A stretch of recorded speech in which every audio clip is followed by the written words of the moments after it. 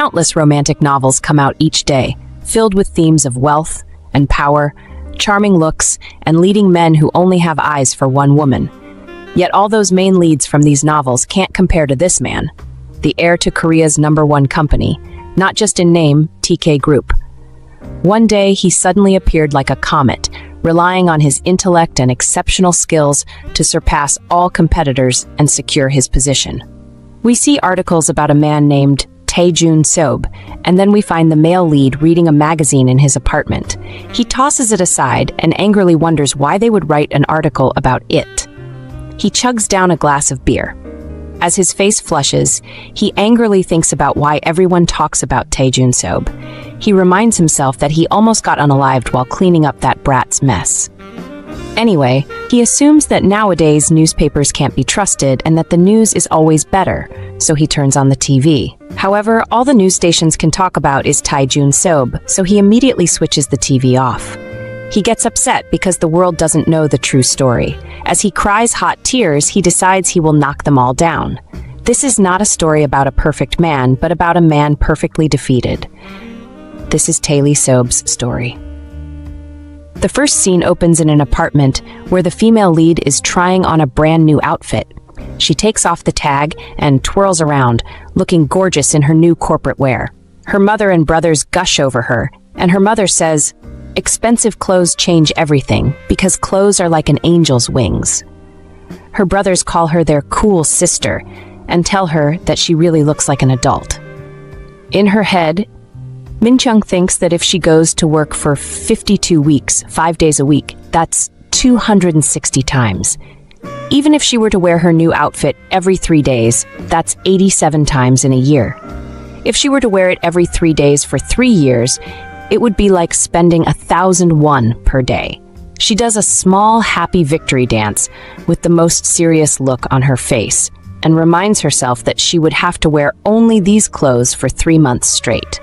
Her mother asks her what she's thinking again.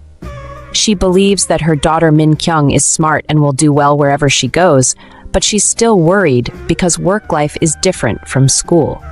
Sometimes employees are forced to work overtime, and there can be irregularities like bullying in the company. Things happen without reason, such as internal disagreements and so on. So she gives her daughter serious advice. She tells her to engrave 3 things in her heart. 1, Mingyeong must absolutely obey whatever her superior says without complaining. 2, she must say whatever others want to hear rather than what she wants to say. And finally, she must always smile whenever she makes eye contact. 10 years later, our female lead has obeyed her mother's words. She speaks cautiously to her superiors, manages her expressions perfectly, and with her almost superhuman work abilities, she achieves top scores in entrance exams, top scores in training evaluations, top rankings in task completions, and is the most desirable coworker to work with. She ranks first in the company's sports competition, first in the company's Golden Bell quiz, and tops customer satisfaction, excelling in every task and rapidly advancing on the fast track for promotion. Some of her colleagues whisper and gossip that she's an AI developed by the company. She even becomes the youngest assistant manager. Until yesterday. With a smile on her face, Mingyeong receives very shocking news from the managing director, Tae-Seob. He tells her that an official announcement will be made soon, and she will be the secretary and assistant to Tae-Seob in the trading team. In her head, our female lead thinks to herself that she's already an assistant, and that the managing director wants her to also become a secretary. She recalls all those instances of workplace bullying that her mother had feared. She remembers how she has been working like a loyal dog for a decade and wonders angrily why she has been demoted all of a sudden. Still pasting a fake smile on her face, she asks Tae-Jun if she made any mistakes while working and requests him to tell her so she can correct them herself. However, he replies that there were no mistakes. Rather, it's the opposite. She was so good. He tells her that he understands that this is an unreasonable request, which he also regrets, but he doesn't want to miss out on a talent like hers. After looking through TK's records, it seems that she's the only one who can handle Tae-Seob, and she'll receive an interesting proposal about this from Song Baek-jae. The scene shifts to a place with a blue barrier made of pine and nut trees, where even the sunlight shining through seems solemn. This place serves as a symbol of Korea's business community. The mansion of Songbak-jae, located within the estate of TK Group's leader Tae Siwan, is a direct reflection of Chairman Tae Siwan's decision about who will soon become the president of TK Group. Still pasting a smile on her face, our female lead realizes that it's an all-or-nothing situation. It means that either the best opportunity or the biggest crisis of her life has come. The next scene starts in an airport, where we see the male lead rolling his suitcases, carrying luxurious shopping bags, and wearing designer outfits. As he struts confidently along, someone calls out to him from ahead. It's his assistant manager, Kim Ki-chon, shortened to Kim Ki. Kim Ki asks about his flight, and he replies that it was good. Then his assistant manager proceeds to thank him for all his hard work on his business trip. Iseop smiles smugly because that business trip was just an excuse. He finally managed to let go of the grudge he had been holding on to due to overworking himself all these years. In his 34 years, he had dedicated his entire life to TK in order to become the owner of Songbak-jae. After suddenly falling victim to Junsob's schemes, he lost all the core business to that man. And what had he been living for all this time? Since it had turned out like this, Junsob could go ahead and enjoy it all on his own, and they would see how well the company runs without him. Presently, he is seated comfortably in the back seat of a luxurious car. He tells Kim Ki that they should go to the Cheongdam-dong apartment. However, his assistant manager replies that there was a message stating he had to go directly to the strategic planning division when he returned. Our male lead asks him if the message was from Junsob. He says he is tired, so they should just go to the office tel. Suddenly, his phone starts ringing in his pocket. He takes it out angrily, wondering who is already calling him when he just got back. It's a call from Junsob. He declines the call and tells his assistant manager that they should take a break. However, Kim Ki's phone starts ringing, and it's still from Junsob. Our male lead tells him to either pick up or decline, so he picks up. The caller introduces herself as Assistant Manager Kang from the Electronics Department, who is our female lead, Min-kyung. Suddenly, Lee Seob remembers that she was a colleague who joined the company around the same time as he did. As Kim Ki continues his conversation in the driver's seat, Lee Seob reflects that he knew she was a strange one, but an assistant manager calling the director directly is something else. Kim Ki turns around and suggests that our male lead should talk to the director about it. The suggestion seems a bit confusing. He accepts the phone from his assistant manager and asks him what is going on. He puts the phone to his ear and asks manager Min-kyung what she wants. She informs him that starting today, she will be his personal secretary and business aide. The news surprises Lee Seob, and he asks why a high-ranking assistant manager like her would become his secretary. He wonders if Junsob put her up to this task. She laughs in that annoying way of hers and says that he can discuss the details with the managing director himself, and she will transfer the phone to him. This infuriates Lee Seob, and he wonders if the managing director has gone crazy. He says it's enough with the jokes and that they shouldn't be too harsh on someone who just returned from a business trip. He then announces that he's going to rest and ends the call. Still with a smile on her face, Min-kyung informs Junsob that our male lead hung up. However, he smiles back, telling her to proceed without any changes to the schedule. The next day, in a beautiful high-rise building, we see Lee Seob, scantily dressed and comfortably lying on a bed. He tosses to one side and breathes a deep sigh of relief, saying he can finally catch his breath. However, his phone rings immediately. What an irony. He picks up and asks his assistant manager what the matter is. Kim Ki asks him if he can come in for a moment because he is at the door. He explains that assistant manager Min-kyung wants to come in, of which makes our male lead jolt up in bed, completely turned off by the news. He asks how the woman knows about this place, and the next voice he hears is hers. He asks her why she does things like this. Why would she, who must be busy with company work, come all the way to the door of his office tel? However, she simply replies like a robot, saying she will be assisting him from today. He responds that it can't be, and that she doesn't mean it. In reply, She informs him that the orders came from Songbak Jae. He receives the news with shock, and cold sweat breaks out on his face. Finally, she tells him that she is sorry, but she is running out of time and is coming inside now. He tries to tell her to wait and trips. In a hurry, he falls face down on the floor, and his phone clatters out of his hand. He desperately and unsuccessfully tries to stop her from coming in. He hurriedly picks himself up from the floor, pulling up his shorts to his waist. In complete disarray, he begs her to wait a minute, but the door slides open, and she walks in, saying hello. However, the sight of his falling shorts is quite a surprise. After a really awkward 5 seconds, Min Kyung steps out to give Lee Sob a moment. He meets her and Kim Ki outside his room door after he's thrown on a shirt. She doesn't waste time in getting straight to business. She announces that they have 15 minutes left and asks him if he's ready. He looks away and says he's not prepared at all to go out. Obviously, he hasn't even taken a shower, and he's also hungry now and doesn't have any clothes to wear. Min Kyung happily tells him not to worry about that. She fixes her glasses determinedly and calls out to Kim Ki. He hurriedly appears with hangers holding 2 options for office suits. Our female lead explains that the clothes have already been dry cleaned and prepared in advance. Next, Kim Ki appears with a packaged breakfast box. And again, Min Kyung points out that sandwiches have also been prepared for breakfast. This time, our male lead looks up, speechless.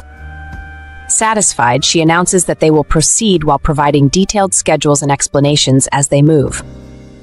By this point, Lee Sob is completely worked up. He asks her if she is going to track him down like this even at home, just because she's his secretary.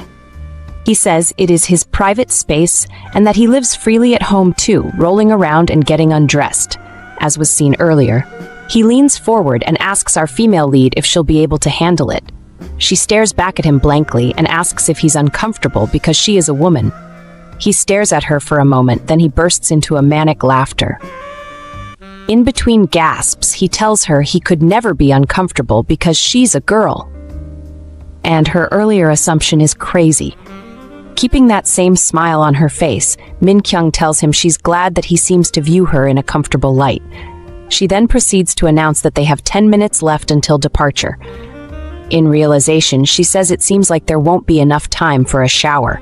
She calls out to Kim Ki again, and he produces a warm towel. She explains that she had expected such a turn of events, so she prepared a wet towel in advance. She pulls on a rubber glove and Kim Ki produces soap and a bucket of water. She announces that they'll now proceed and beckons our male lead to come closer. Completely horrified, he tells them to get away from him right this instant, and they agree with delighted smiles on their faces. Talk about creepy. After putting away their cleaning, bathing supplies, they stand before him, eagerly awaiting instructions. Lee Sob sighs deeply, then tells them he'll wash up in 5 minutes, and he walks away, leaving them with those annoying smiles on their faces. As he heads into his bathroom, he thinks bitterly about his new secretary with her loose-fitting hair, dull glasses, and 2-piece suit. The same fashion sense for 10 years. It's quite impressive when he thinks about it. Nothing has changed since their first meeting, but he still doesn't like the way she subtly gets on his nerves. Way back when TK Group announced the new trainees of the 53rd batch, and when the outstanding employees were called up, Kang Min Chung was announced as first place, and Lee Sob as second. He's been working hard all his life to live up to the name of TK Group's successor. Thankfully, he's been able to meet the expectations of those around him. He'd been called a prodigy since he was young, and it was all the result of his tremendous effort. So, he'd never missed being in the top rank even once. That is what he was used to, until the day Min Kyung took it away from him. Presently, he's drying his hair in front of his mirror after taking a shower when his new secretary appears behind him. He asks her if it's been 5 minutes, and she happily replies that he's correct. He turns around to glare at her. Of all the people, she had to be his secretary. He turns away as he pulls on his shirt and calls out to her. When she answers, he tells her that he dislikes close personal secretaries. In response, she says she'll do her best to please him. However, Lee Sob tells her that he knows she's good at playing dumb, and then tells her that it's not going to work out. He calls out her full name and title and tells her that he doesn't like her. Since the first day at the training center, from the moment they were assigned to the same group, he has hated her. He leans forward and tells her to quit while she's ahead. As usual, Mingyeong has that stupid smile on her face. She animatedly announces that they are exactly 7 minutes over the scheduled time. Once again, our male lead is left dumbfounded. She tells him that the chairman is waiting for him and points him outside alongside Kim Ki. He stands in disbelief for a moment, taking in their smiling faces. Then he sighs in disappointment and pulls on his jacket, leading the way outside. As they walk, Mingyeong recalls Iseop's earlier profession of hate for her, and she scoffs in disbelief. She hasn't liked him either since she first met him. TK's prince? More like a brat-like chaebol heir. As they ride in silence, our male lead looks out the window with a bored expression on his face, and Mingyeong watches him from the rearview mirror. Although she doesn't like him, she can't deny he's her type when it comes to looks. Let's pedal back to a week ago, shall we? Mingyeong goes to see the president of TK Group, Shiwon, after her meeting with the managing director. She introduces herself, and he tells her he's heard a lot about her from Jun Sob. He proceeds to compliment her on being a good employee. Straight to business, President Shiwon tells her to do her best as Lee Sob's assistant. The confirmation of her new position upsets her, and she cautiously tells him that she still has room for improvement. Out of the blue, he brings up the matter of her siblings being promising athletes in water sports, saying that if they take after her, they must be exceptional talents. He then proceeds to say that TK Group loves supporting talented athletes. Mingyeong's eyes widen as she realizes that this is the offer the managing director told her about. When she leaves the president's office, she feels spent because his eyes closely resembled a tiger's when he had told her to do her best. She afterwards calms herself down to shake off the fear, reminding herself of how well she's done so far. She assumes the twins must have been worried about money without her knowledge. Moments later, when her phone rings, it is the twins calling. They inform her about their sponsorship by TK Group, and she congratulates them on it. In the end, she thinks to herself that as long as they are happy, that's what matters. Currently, sitting in the passenger seat of a speeding car, she rebukes herself not to think of Lee Sob's good looks and to get a hold of herself. She knows she must learn how to handle him somehow for the sake of her family, and with firm determination, she starts her first day as his secretary. When they arrive their destination, our male lead greets his grandfather warmly and recounts old memories. He asks about the old man's health, and President Shiwon's face lights up completely as he replies to his grandson. As they converse, Mingyeong is completely surprised by the old man's change. His attitude is drastically different from the last time she saw him. She finds it hard to believe that the man is capable of kindness. She's convinced that Lee Sob is the only one who can make the old man seem so nice. As if sensing her thoughts, President Shiwon calls out to her and she straightens in her seat. His facial expression suddenly changes again as he addresses her and asks if she's doing her job properly. Inwardly, she sobs and wonders why he's looking at her so coldly. Outwardly, she responds that it's her first day, so she is a bit lacking. The president points out that she arrived a little late today, and she immediately replies that she'll correct herself. She looks down and clenches her fists to keep them from trembling, and our male lead notices. He wonders what is wrong with her, because she always seems energetic with that constant, annoying smile of hers, yet currently, she seems completely different. President Shiwon continues addressing her, saying he has high hopes for her. When she replies that she's honored, he reminds her not to disappoint him. Mingyeong promises to do her best to meet his expectations, and for the first time, Lee Sob notices that our female lead is scared. His grandfather calls his attention, and he looks away from her to respond. President Shiwon asks his grandson to pay a visit to Songbak-jae for the time being. Then, turning to Mingyeong, he tells her to show her face and give him a product briefing. She breaks into a cold sweat and answers him. Satisfied, he returns his attention to our male lead. He calls him the core of TK's C&T and says it is only appropriate that the best production personnel assist his grandson. Iseop replies that it's true and that there's no one like assistant Mingyeong. As an afterthought, he starts telling his grandfather how his new secretary goes in and out of his house and acts like an attendant. Our female lead begins to panic that he might say something condemning and put her in trouble. She silently prays for him to shut up. Out of desperation, she pulls on his sleeve, giving him the signal with a fake smile on her face. He looks at her confusedly and then turns back to continue speaking to his grandfather.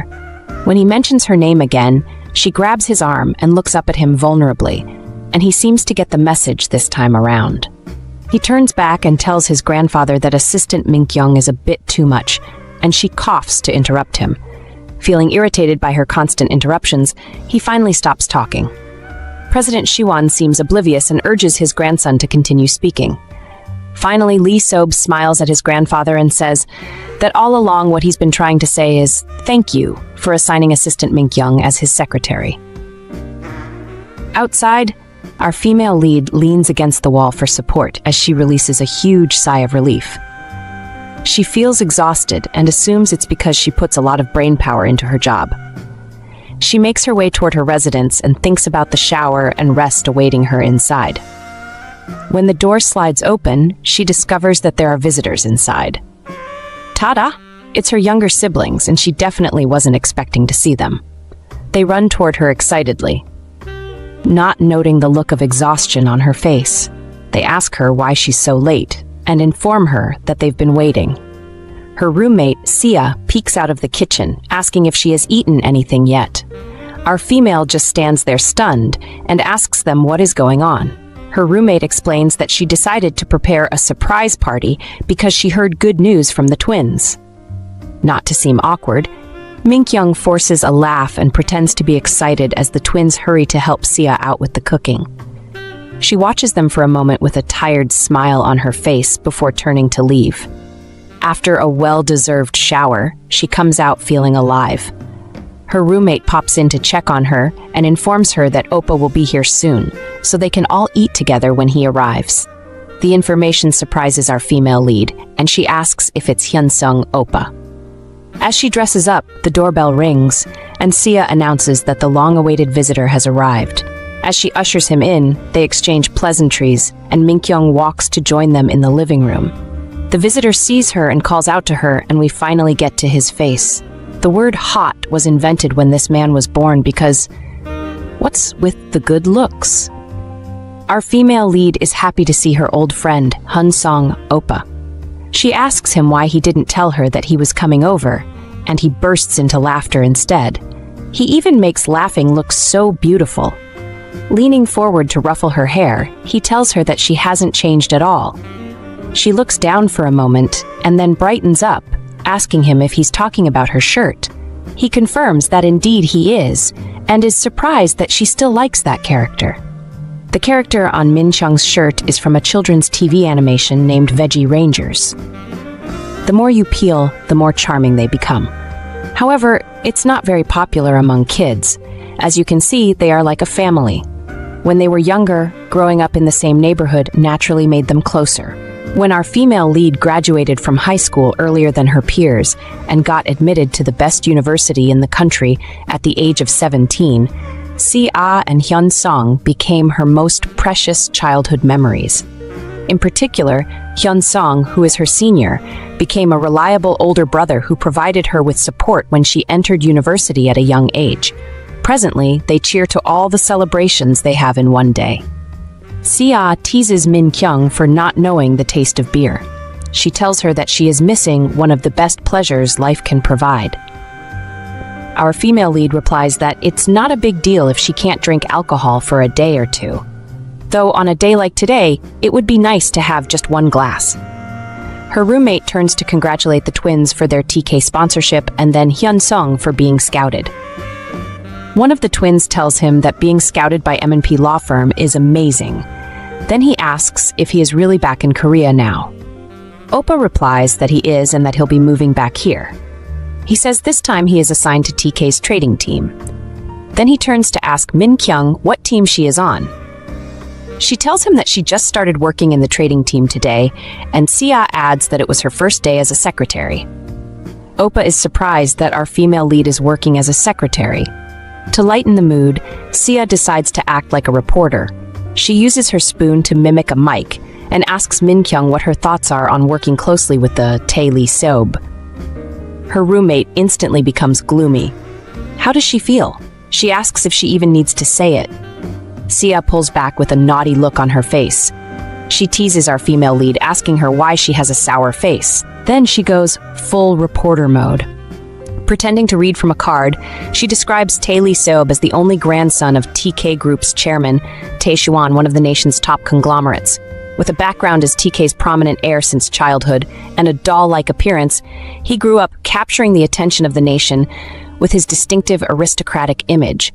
That intense attention led to excessive intrusion by paparazzi and reporters.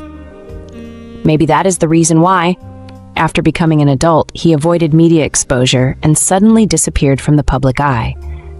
As a result, rumors about his good looks are the only thing circulating. Still in reporter mode, Sia turns to our female lead and says, "It's hard to believe that there are no feelings attached to being beside a chaebol heir so handsome that photo cards of him could be traded. Moreover, being his special assistant is like being on an escalator to promotion, right?" Our female lead slumps forward and says promotion is a far reach. She would be lucky not to get fired. This news comes as a surprise, and her roommate asks her what's wrong. Mingyeong explains that the executive director doesn't like her, and everyone at the table shouts in disbelief. She further explains that she joined the company around the same time as him, and they never spoke to each other. It's certain he has hated her ever since he saw her in the training center. However, she admits that they both dislike each other but have to work together because of this unfortunate situation. She defines it as an uncomfortable symbiotic relationship.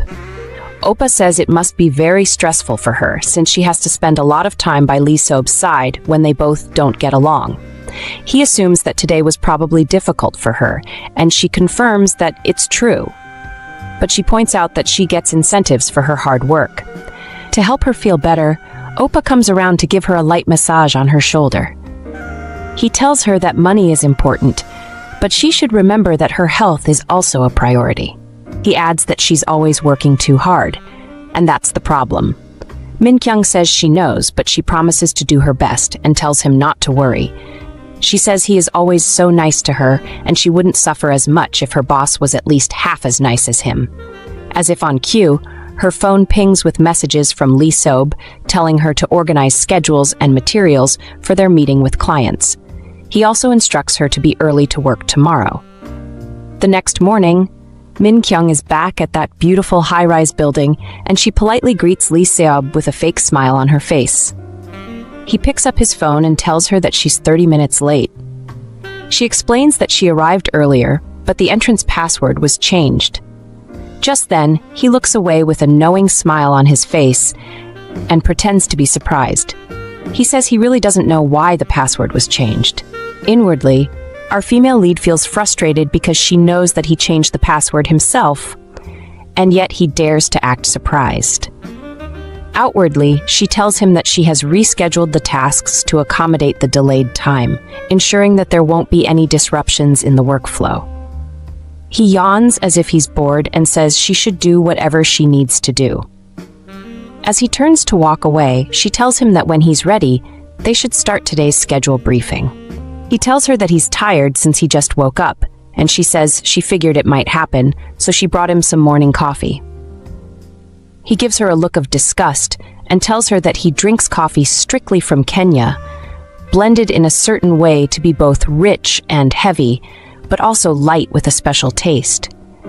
He tells her to get that coffee away from him and to dump it down the drain.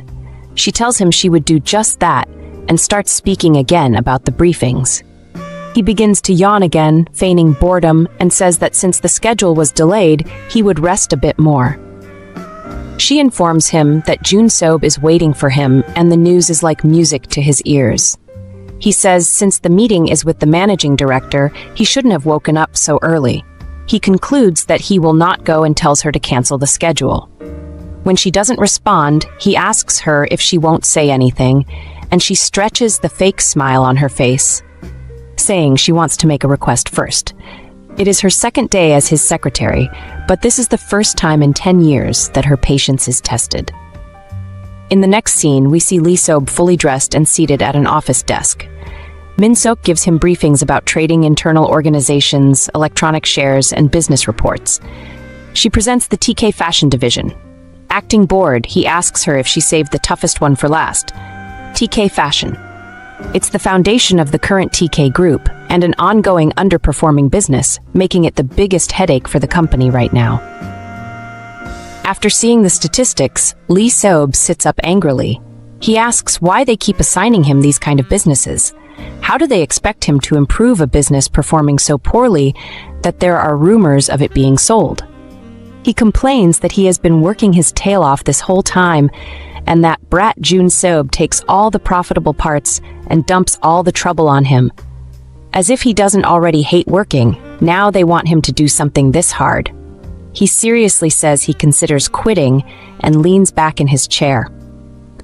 Mingyeong looks at him in disbelief as she realizes that he really doesn't want to work. She wonders what she's supposed to do and how she is supposed to carry forward. In the past, our male lead had been very enthusiastic at the training center. Though he was always mean to Mingyeong, at least she had considered him worthy of his nickname, the Crown Prince. Presently, she looks at him with a disturbed expression as he lounges in his office chair. As if he can sense her thoughts, he tells her that she looks like she's already frustrated, and she asks him why he would say that, hurriedly pasting a smile on her face. She reminds herself that she needs to control her facial expression. Finally, Lee Seop sits up and looks directly at her. He says that there's no need for her to deny it because she seems frustrated, considering she was doing so well before switching to his team. Mingyeong quickly apologizes, saying that she considers it a real honor to work under him. However, he doesn't buy it. He gets up and walks around, then stops in front of her. He points out that her lips are dry, yet she dares to tell such lies. Turning away, he tells her to stop doing that from now on and stretches contentedly. With his back to her, he doesn't see our female lead flush in embarrassment as she holds her lips. Phew. She clutches her other arm around herself and wonders if she will be okay. It is a known fact that a bit of history never hurts anybody, so let's go. 10 years ago, during the TK Group's 53rd annual recruitment training, Mingyeong had been the center of attention as the standout candidate who outperformed everyone else. Before the ceremony, President Shiwon had met with Lee Seop and told him that when he goes to the training center, he should take a good look at the woman to determine whether she is pillar support material or just someone with a sharp mind. Though those were his grandfather's words, Lee Seop decided that he couldn't be bothered. In the days that followed, every time he walked past, women would whisper excitedly and make comments about his looks. However, when he turned to look at them, they would turn away and giggle nervously, unable to meet his gaze. He was used to receiving that kind of attention from women, but that didn't mean he enjoyed it.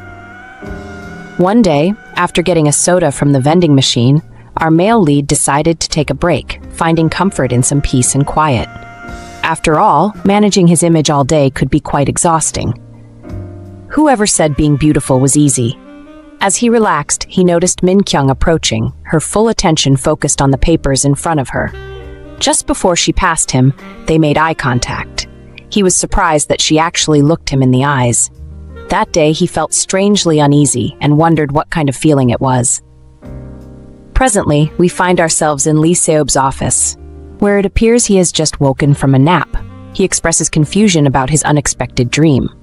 A moment later, Mingyeong announces that she is coming into the office. He tries to tell her to wait, but she walks in carrying a stack of files and folders. Somebody smell déjà vu? She informs him that she has brought some documents for his approval, and he asks her why she barged in before he even had a chance to respond. In that moment, he is suddenly reminded of that encounter 10 years ago.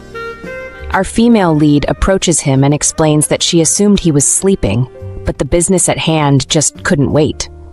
She drops the stack of folders on his desk, telling him that it's the report on the resort project. Lee Sob picks one up to look at it and complains that our girl always makes a big deal out of something so simple. However, as he goes through it, he is genuinely impressed by how perfectly organized it is and how much easier it is to read. Despite his admiration, he refuses to give her the satisfaction of knowing how well she did. He nonchalantly tosses the file aside and tells her to work reasonably. He says that even if he works this hard, there will be nothing left and no one will acknowledge it. He concludes that the company won't fall apart just because he's not there. When he asks her if she agrees with him, she replies no.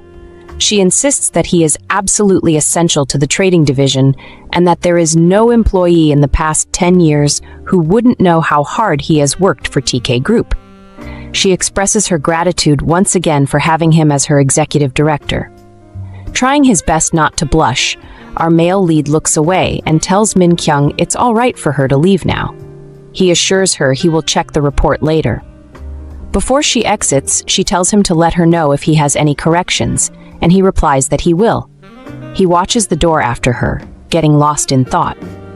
The scene shifts to the managing director's office, where Jun Sob seems surprised to see the executive director in his office. He asks what is going on because earlier, Lee Sob had said he wouldn't be working. Yet since he returned, the higher-ups have been excited by the wonderful job he has been doing in his sector. Acting nonchalant as usual, our male lead tells the managing director that it wasn't his hard work, his secretary did it. Jun Sob replies that he had thought it was a good idea to assign the female lead as Lee Sob's secretary, and the statement angers our chaebol heir. He demands to know what excuse the managing director used to transfer her, asking if he had found some kind of weakness to use against her. He adds that Jun Sob should know better than to think it was acceptable for that woman to be his secretary. The other man chuckles softly before asking our male lead if he hasn't figured it out by now. He mentions how he knows Lee Sob has been digging around for the past few days and has even involved the director of public relations. Deciding to stop pretending, our chaebol heir admits he discovered that Mingyeong has twin brothers who are figure skaters from Mingye University. He states that based on their performance alone, it's questionable whether they are suitable for TK's sponsorship. Jun Sob leans back casually, sipping from his cup, and suggests that, in his opinion, he wouldn't necessarily consider it a sponsorship based on their potential. Our male lead inquires if he is genuinely using Mingyeong's siblings as a threat to assign her as a secretary. In response, the managing director asks Lee Sob why he escaped work by going overseas. He asserts that, at the very least, they should be competent enough to fill his role. Guess it's now obvious why the chaebol heir doesn't like this man. Moving forward, he reveals that, from what he personally discovered, Mingyeong's parents run a modest noodle restaurant, and that the twins' pursuit of sports must have posed a significant financial burden. He explains that making the offer to come directly from Song Baek-jae was the only way to put Mingyeong in a position where she could not refuse the secretary role. As expected, she is doing an excellent job as Lee Sob's assistant, and there are no issues with her performance. He then asks Lee Sob if he is concerned about his secretary's circumstances. In a sudden moment of realization, our male lead begins to wonder if he is indeed worried about her, and if so, why. In response to the managing director, he dismisses the idea, saying it's impossible. Yet, when he remembers her touch and the unfamiliar pleading look in her eyes that day, he begins to feel slightly uncomfortable. On a sunny and warm afternoon, Lee Sob feels like it's the perfect time to relax and enjoy a cup of coffee on a comfortable sofa. However, his peaceful moment is suddenly cut short when he hears approaching footsteps. His eyes widen in fear. The footsteps begin to get louder as they get closer, and this time around he begins to panic fully. Mingyeong throws the door open and animatedly calls out to our male lead, asking him if he enjoyed his break. He clutches his chest in complete dismay as he looks at her like she's a monster. She tells him it's time to go so they can start with the afternoon schedule briefing. As she begins talking non-stop, Lee Sob realizes that he cannot survive this encounter, and he decides to escape. Smart move. In the next scene, we see him complaining bitterly to assistant Kim Ki. He talks about how his life has turned into a thriller, and his heart pounds like crazy every time he hears footsteps approaching. Because each time, it's Mingyeong coming to ruthlessly bombard him with office work. He laments that there's no way for her to stay still for even a second. He is the boss, so why does he have to be the nervous one all the time? However, Kim Ki has the brightest smile on his face as he replies that it is expected of manager Kang because she is always full of passion. Disappointed, our male lead falls back in his seat and slumps down in defeat. He says he can't believe that the only place where he gets to relax is in his car. It's quite important to note that they have been driving around town in circles for the third time in a row. Suddenly, the car's stereo announces a call from Mingyeong. "Speak of the devil and he shall appear." Iseop hurriedly begs Kim Ki not to pick up, but his assistant excitedly presses the answer button. With a wide smile on his face, he asks Mingyeong what the matter is. Our male lead leans forward and whispers to his assistant not to tell her that he is here. However, she replies that she can hear him clearly, and as far as she is concerned, he doesn't have any schedule that requires him to be outside. He tries to come up with an excuse, saying that there was definitely something for him to do outside. In an intimidating tone, Mingyeong asks him if he really believes that there is something she wouldn't know about. She reminds him that there is a lot of work for him to do and asks him to please return quickly. Feeling fed up and equally terrified, he tells her that he cannot return and that he is currently busy. As usual, Mingyeong has that smile on her face as she agrees and informs him that she will be waiting for him until he gets back. Hours later, we see her in her apartment after relating the entire situation to her roommate. She says she had waited well past her work hours, and she slumps forward in exhaustion. Sia pats her on the shoulder, trying to comfort her. The doorbell rings, and she goes to answer it. It turns out that Oppa is back, and they are both excited to see him. Mingyeong asks him if he came immediately after work, and he says he did because he couldn't wait. Sia guesses that he couldn't wait to eat the meals cooked by their friend's mom, and he confirms her guess, saying that he couldn't miss the opportunity. There's an assortment of dishes prepared by Mingyeong's mother, all set out on the table. She tells Oppa that her mother always sends enough for him, so he should please enjoy it. He thanks her, and his food gets wrapped and packaged in a lunchbox for him to take away. It turns out that he, like Mingyeong, is very busy. Sia tells them not to overwork themselves, and suddenly Oppa asks her about her blind date that is planned for tomorrow. In a moment, she goes from confident to looking like a mouse trapped in a corner. She nervously asks him how he knows about it.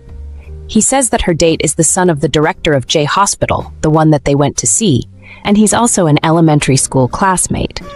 The information completely surprises her, and she tries to make Oppa slow down so she can process the information. He proceeds to say that his elementary school classmate had messaged him about 3 days ago, and that's how he found out about the date. After contacting Sia and getting a really blunt reply, he decided to come to Oppa for advice to know if he had done anything wrong. Sia replies by laughing nervously and admits that she did, in fact, reply bluntly. She asks if her potential date had said anything else. Oppa replies that his friend had just asked about the things she likes, and he told him M Hotel French restaurant. She prods him for more information, and he says there's nothing special. He just told his friend that she's a cute and stylish type. All along, Mingyeong has been sitting in the corner, getting angrier and angrier with each statement. She thinks to herself, cute? Stylish? Sia takes the cue and hurriedly ushers Oppa out of the house, with Mingyeong giving a forced laugh as she waves goodbye. He seems confused by both their behaviors as he's being pushed out of the house. However, he manages to tell our female lead to thank her mother for the food. The moment the door clicks shut, she turns around to Sia and asks what she should do now, and her friend smiles nervously, telling her to calm down. Let's backpedal to 3 days ago. The scene is set outdoors, and both women are together. Sia is telling our girl to just go ahead and have a meal. It's an expensive place called M Hotel. However, Mingyeong points out that French cuisine is her friend's favorite, not hers, and Sia insists the atmosphere is mostly nice. However, our female lead doesn't seem very convinced. She says, what is there to do on a blind date with someone she doesn't even know? Trusts Sia to hit her with the puppy eyes just then. She begs Mingyeong to help out just this once, because it's the last concert of her favorite idol group before they go into the military. If she misses it this time, there's no guarantee she would see a full group concert again. She says she worked really hard to get those tickets and promises that if Mingyeong helps her out just once, she won't ask her to do any house chores for the next 6 months. She promises to cook, do all the dishes, and clean during those months.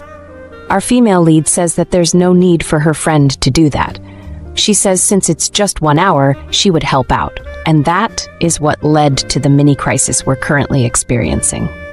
First of all, stylish and cute Sia is an 8-year veteran fashion magazine editor. And our female lead, on the other hand, doesn't know a thing about fashion. Should we call her a fashion destroyer? She asks how she's supposed to pretend to be her stylish friend, and Sia puts a hand on her shoulder. She tells her that there's nothing to worry about because she's a fashion expert. She says she's putting her honor on the line to make her friend into a perfect replica of herself. Then, on second thought, she says she'll turn our female lead into a brand new Kang Min-kyung. Today is the day for the dinner appointment with the director's son from J Hospital, and Sia seems to be extremely excited about it. You can't really blame her, can you? After all, she's going to watch some hot idols perform at a concert. She asks Mingyeong if she's ready, and after receiving a positive response, she grabs her and pulls her along so they can go change.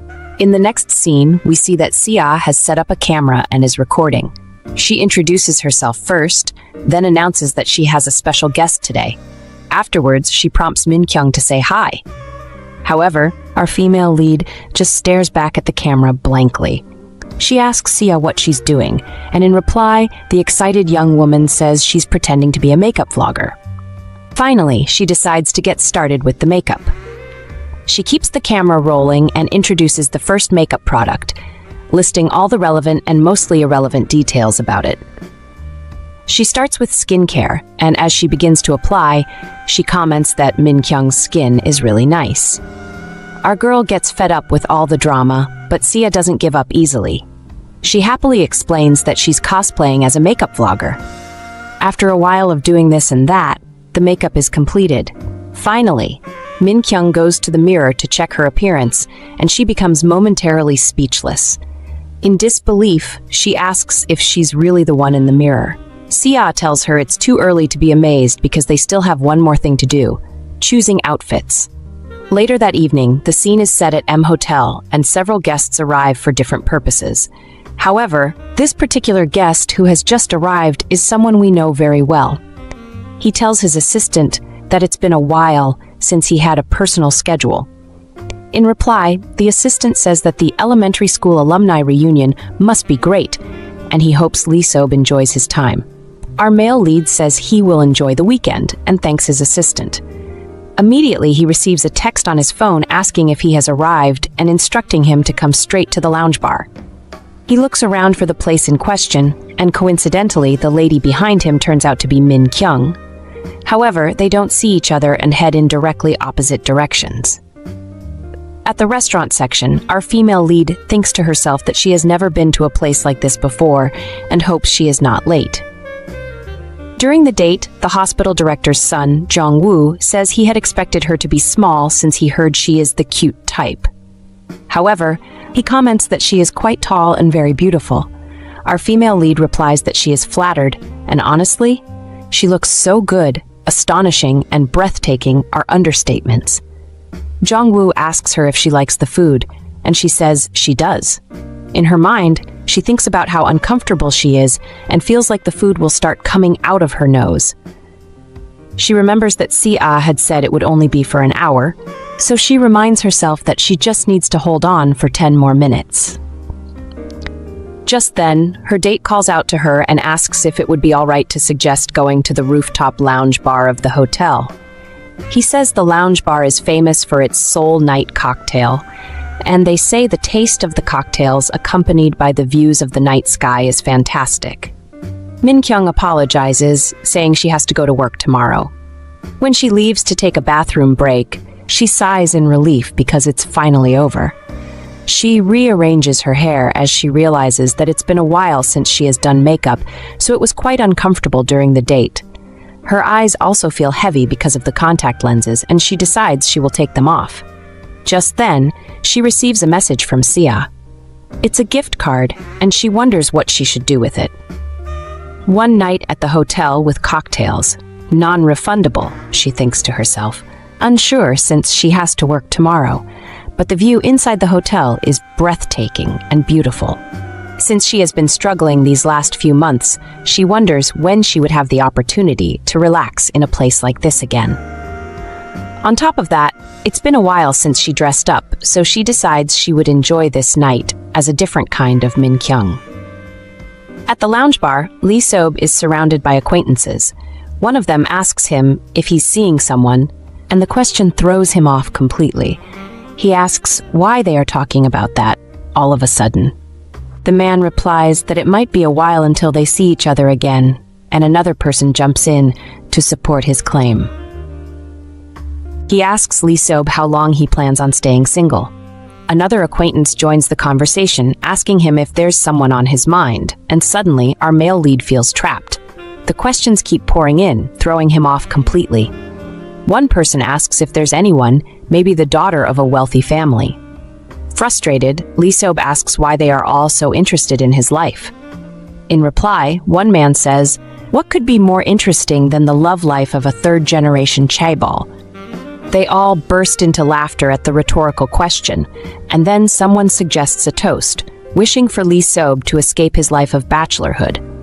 They open champagne, and everyone cheers to Iseop's love life. Inwardly, he thinks to himself that they are too excited, as each person either wishes for him to get married or get into a relationship soon.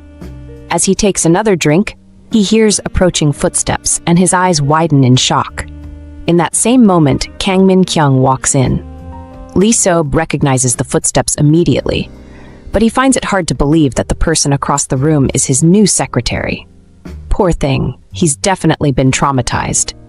He thinks he must be crazy to consider that she would be in this type of place. He decides to text her to be early to work on Monday morning.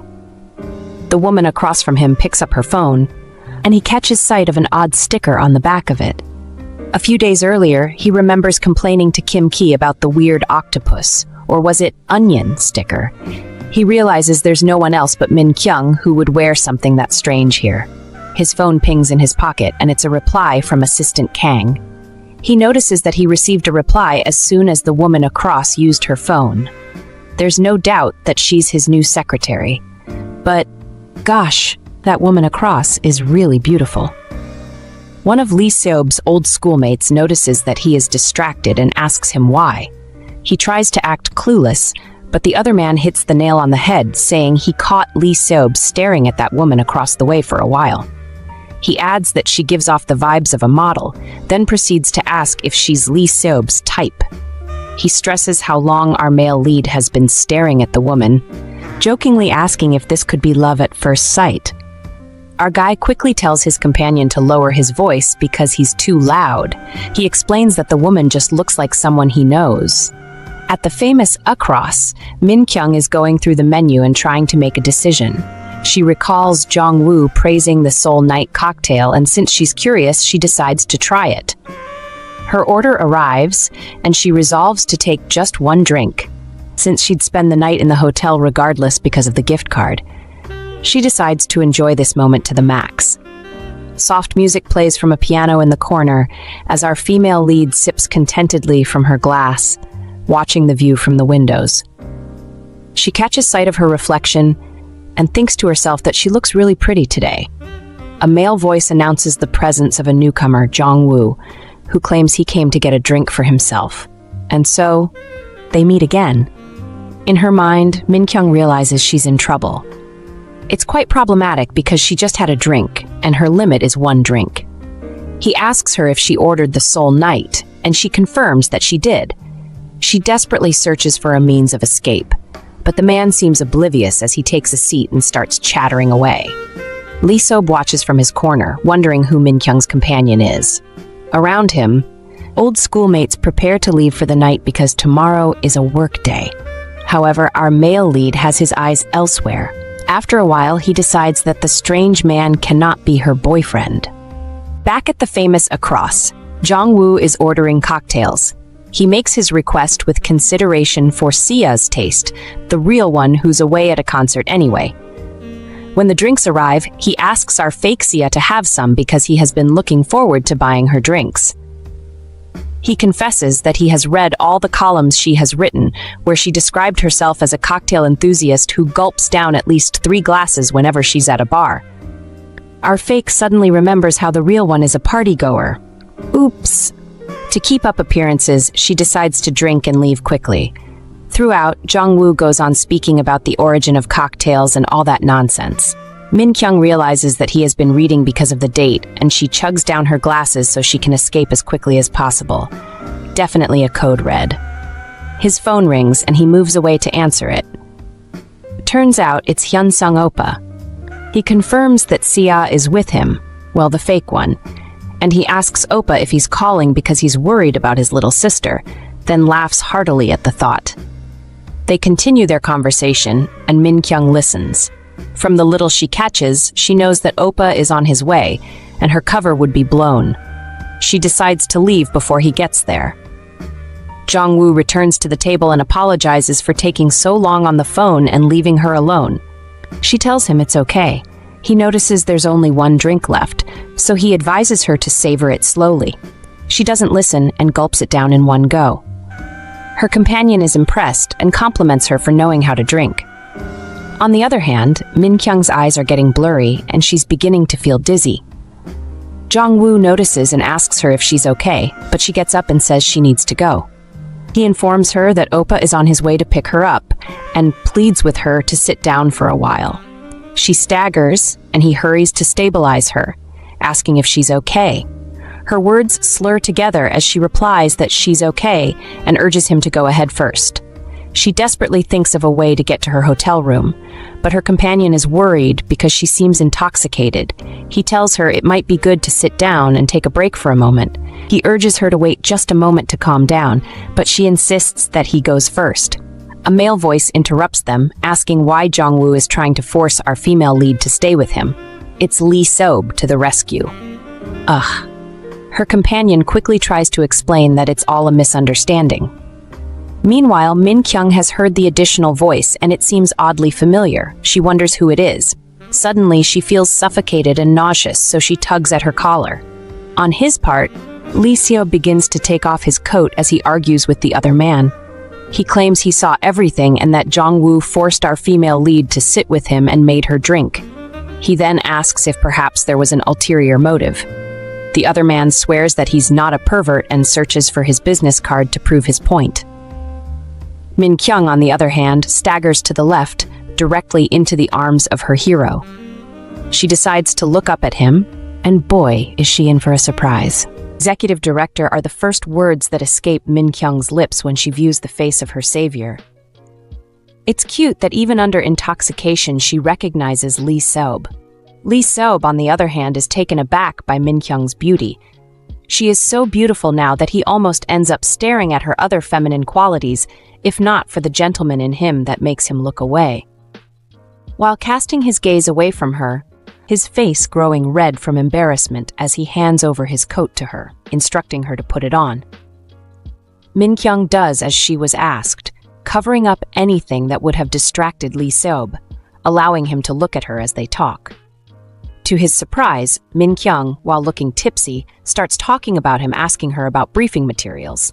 This makes a flustered Lee Seop wonder if she has lost her mind, yet she continues, creeping him out the more by apologizing and promising to go get the files. Furious, Lee Seop turns his attention to Jong-woo, demanding to know just how much alcohol he gave her. As this goes on, Min Kyung is still talking about the documents and how she must have misplaced them. She even starts looking for Kim Ki, Meanwhile, Jong-woo is trying to defend his innocence, asserting that he did not do anything to her. He tells Lee Seob that he and Min Kyung were on a date and pulls out the complimentary card that he had been looking for and hands it over to him. While doing this, he promises Lee Seob that he is not the shameless man that Lee Seob thinks he is. While observing the card that looks valid, Lee Seob is having an internal debate on why Min Kyung will go out with a man like Jong-woo. To him, this type of man shouldn't be Min Kyung's type, which is why he is speechless for a few seconds. Noticing Lee Seob's silence, Jong-woo feels like he has vindicated himself and capitalizes on this feeling. He suddenly goes from scared to bold, accusing Lee Seob of interrupting his date with Min Kyung. He demands to know who Lee Seob thinks he is to intrude on his date with Min Kyung, who he still believes is Sia. This question ends up pissing Lee Seob off.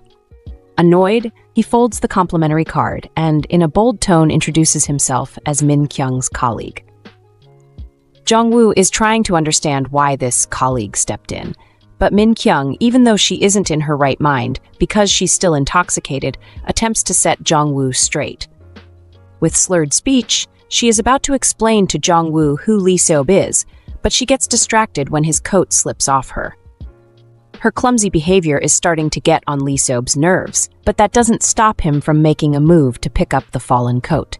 He is about to pick the coat up when he looks up to scold Min Kyung for her alcohol-induced clumsiness. Unfortunately for him, his eyes meet the same thing he had been avoiding all along, because Min Kyung is also going for the coat. Min Kyung, because Lee Seob pauses in shock, gets to the coat first, handing it over to Lee Seob with a teasing expression on her face. Lee Seob, despite being the hottie he is, probably has never seen a lady this way, so his face grows even more red and his facial expression is priceless. He looks like his head is about to explode, but pushes his thoughts aside, hurriedly takes the coat and wraps it around Min Kyung. Now that he is okay again, Lee Seob scolds Min Kyung seriously, urging her to snap out of this drunken state, but as we can see, it doesn't look like that will be happening anytime soon. He worries that this will get people talking since everyone is watching them, and wonders why she drank so much if she knew she couldn't take it.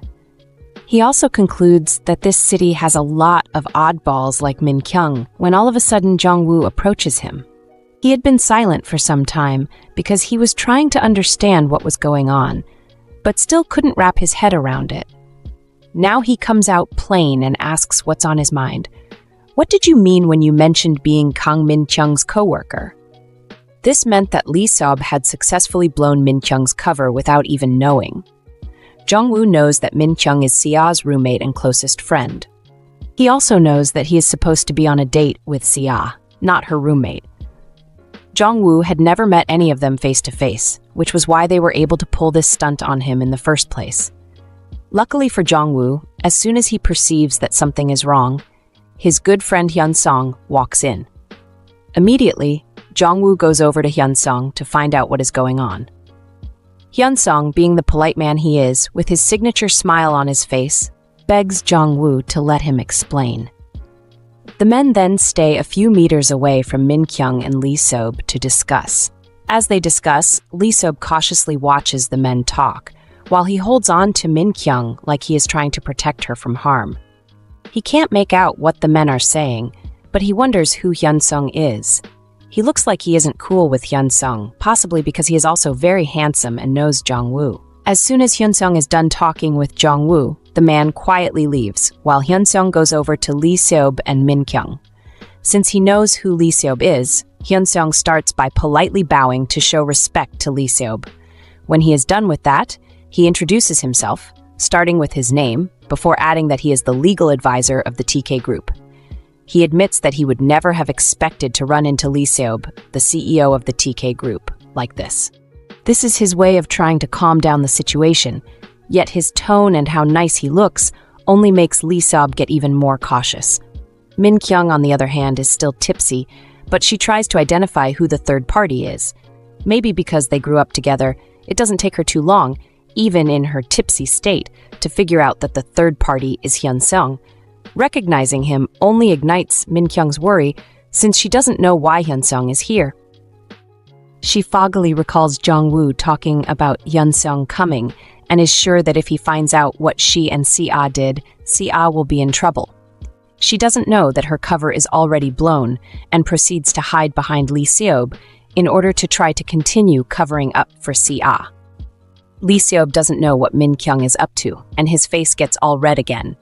He then looks down at Min Kyung and wonders if Min Kyung is feeling nervous again, like how she was when they were at his grandfather, Tae Shi-won's place. Seeing this only causes Lee Seob to raise his guard even more. His mind is busy when Hyun-sung reminds him that he is there by offering to take Min Kyung since she is really drunk. Since Lee Seob didn't know Hyun-sung until a few seconds back, he doubts him and shields Min Kyung even more. He claims that Min Kyung is his subordinate, so he cannot entrust her safety to a stranger. For safety measures, with a firm tone, he demands that Hyun-sung state his connection with Min Kyung. Hyun-sung was not expecting this reaction from Lee Seob. Nevertheless, after a short period of silence, he states that he and Min Kyung were very close. He adds that they are childhood friends, assuring Lee Seob that he does not need to worry about Min Kyung's safety when she is with him. To prove that they are as close as he claims, Hyun-sung calls out to Min Kyung, who immediately lets go of Lee Seob's hand and sluggishly walks over to him.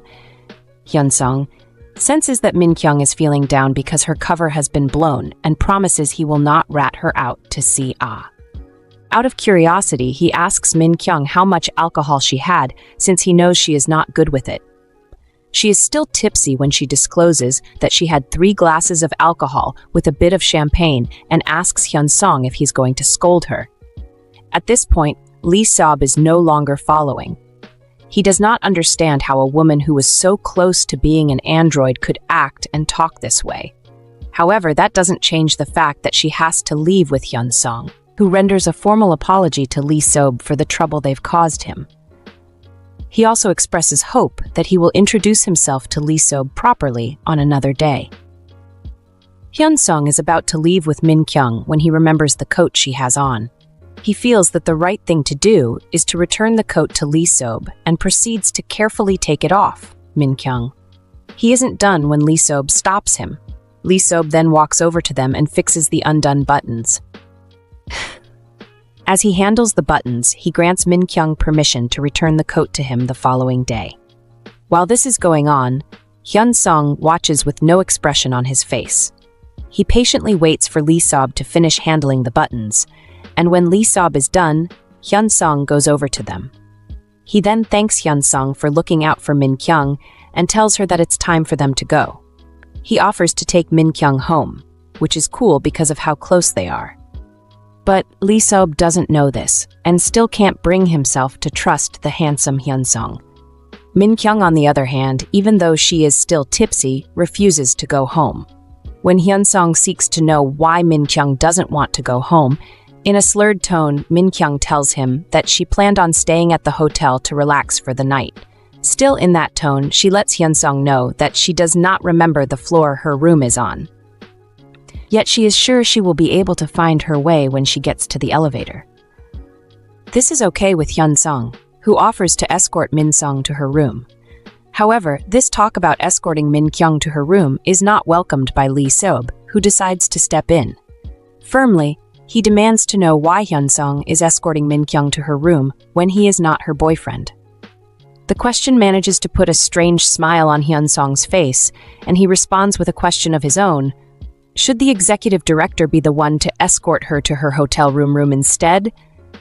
It's almost as if he is trying to taunt Lee Seob by saying this, and then he leads Min Kyung away, stating that last he checked there was nothing between Min Kyung and Lee Seob.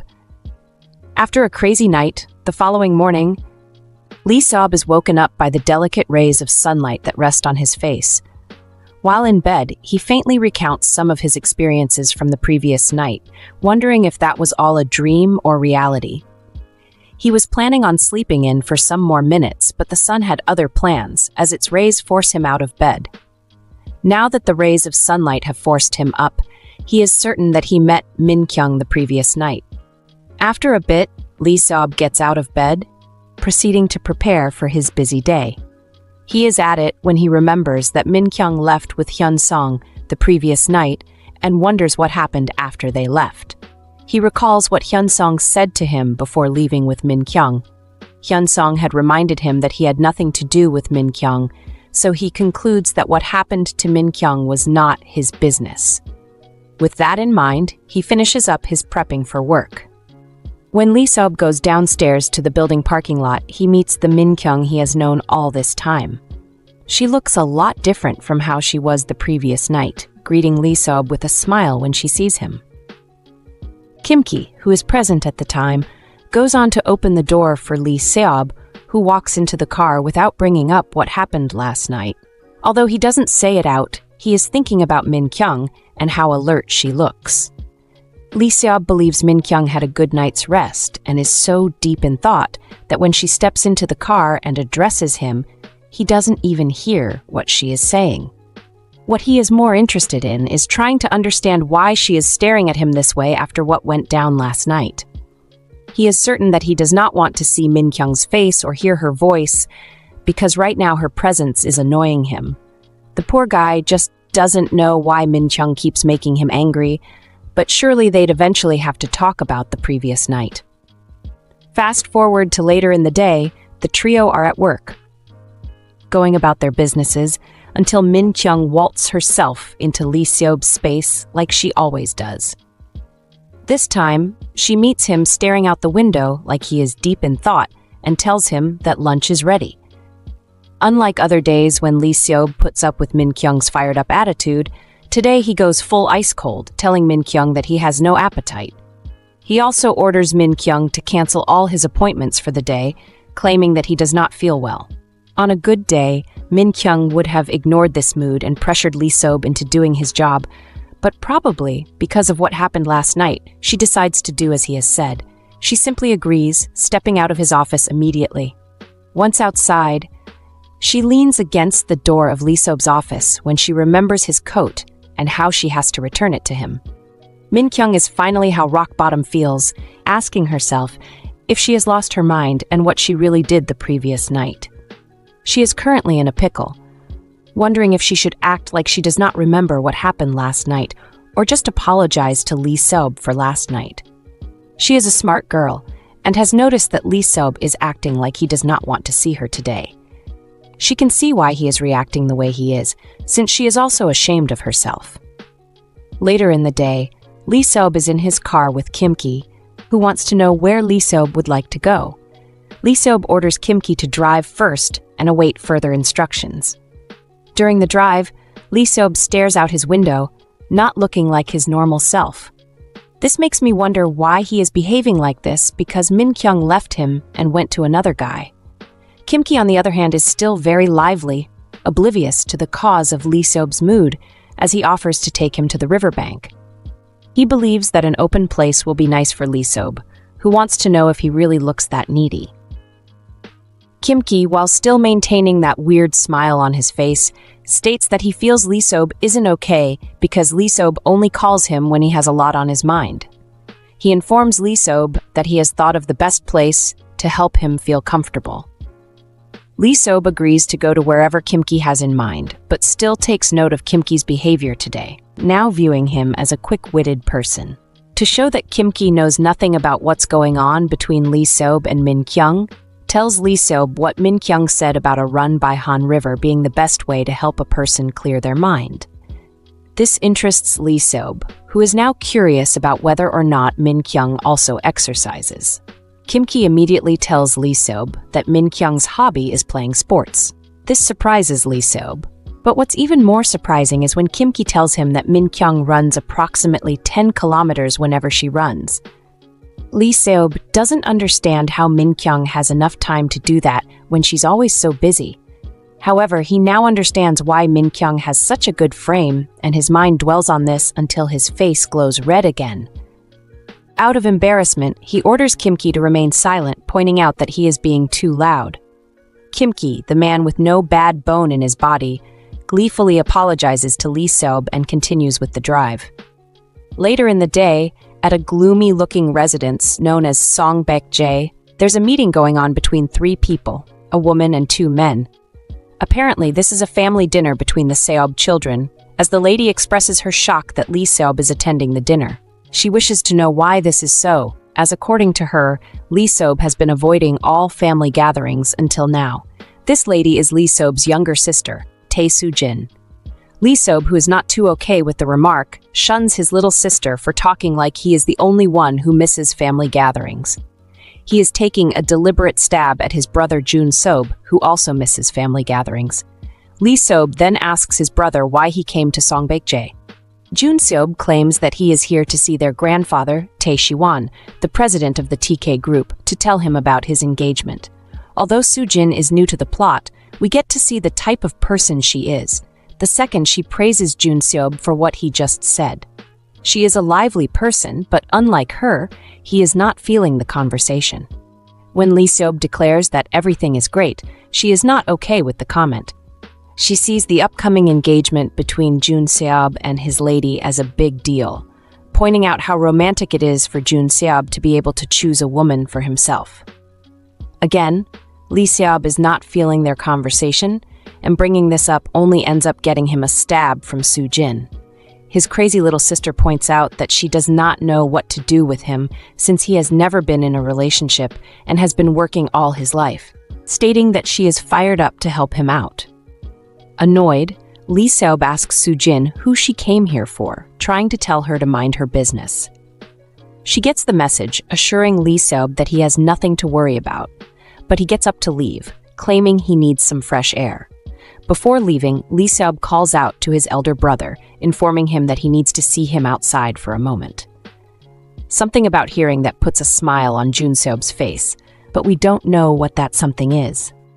Outside, Lee Seob waits for Jun Seob, who joins him shortly after, with a soda bottle in hand. As soon as he reaches Lee Seob, Jun Seob announces that the weather is a little hot, pulls out the bottle, and gulps down the drink. Lee Seob watches his brother drink, nonetheless feeling disgusted as he watches this. Jun Seob, on the other hand, must feel like he is shooting some commercial, striking a pose and declaring that the drink was great. This makes Lee Seob see Jun Seob as ignorant, wondering if gulping down an entire bottle like that doesn't make his throat hurt. Jun Seob, sensing that his brother is feeling uncomfortable because of what he just witnessed, explains to him why he drank that way. According to him, Soo-jin said that taking a drink that way causes the ladies to get excited. This information makes Lee Seob feel uncomfortable, so he asks Jun Seob if he is mentally okay. Realizing that his brother didn't call him out here to insult his drinking style, Jun Seob seeks to know why Lee Seob called him outside in the first place. Lee Seob agrees that he called his brother out to discuss a more important matter.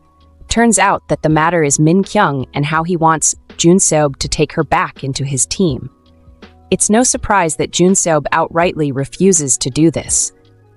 But Lee Seob requests that Jun Seob at least give him a reason why he is refusing to take Mingyeong back. Since he wants a reason, Jun Seob explains that his team already has a lot of qualified individuals, so he doesn't need Mingyeong with him. Nevertheless, he believes that Mingyeong is doing just fine next to Lee Seob. Lee Seob still tries to plead his case, moving Jun Seob to agree to call Mingyeong off if he can give him a good reason why he should do so. Sure, he knows the real reason why he wants to get Mingyeong off him, but he claims that Mingyeong is too multi-talented to be his secretary.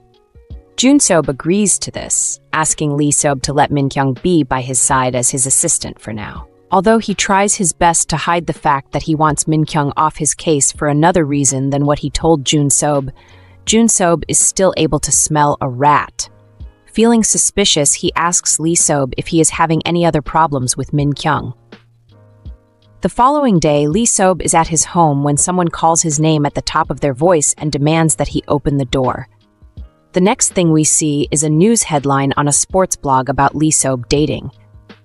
According to the article, Lee Seob was spotted with an unknown woman and his younger sister, Soo-jin, wants an explanation. We all know this type of stuff interests her, which is why she is so fired up about it anyway, but Lee Seob doesn't get it at first. He's a bit sleepy even when he stares at the headline. It is after some minutes of staring that his brain starts connecting dots and he starts to panic, confused by what he is seeing. Soo-jin explains that the article is talking about Lee Seop being caught with a mysterious woman whose relationship with him is questionable. She is about to blow up from excitement and wants to get the full gist about why the man whose life has always been private was spotted like this at the M Hotel's bar. Lee Seop starts to panic, backpedaling as the interrogation goes on, but his interrogator refuses to back down. She demands that he tell her who this woman is. Because of the way Lee Seop is reacting like some scared puppy, Soo-jin takes a seat by him and asks for permission to guess who this mystery woman is.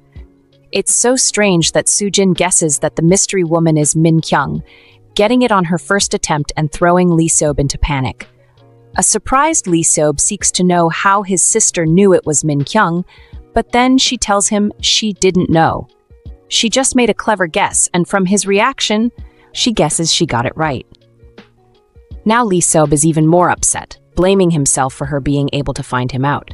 He might be embarrassed, but Soo-jin is glad, pointing at the phone screen as she declares that this is their first time in her life she has witnessed Lee Seop embracing a woman.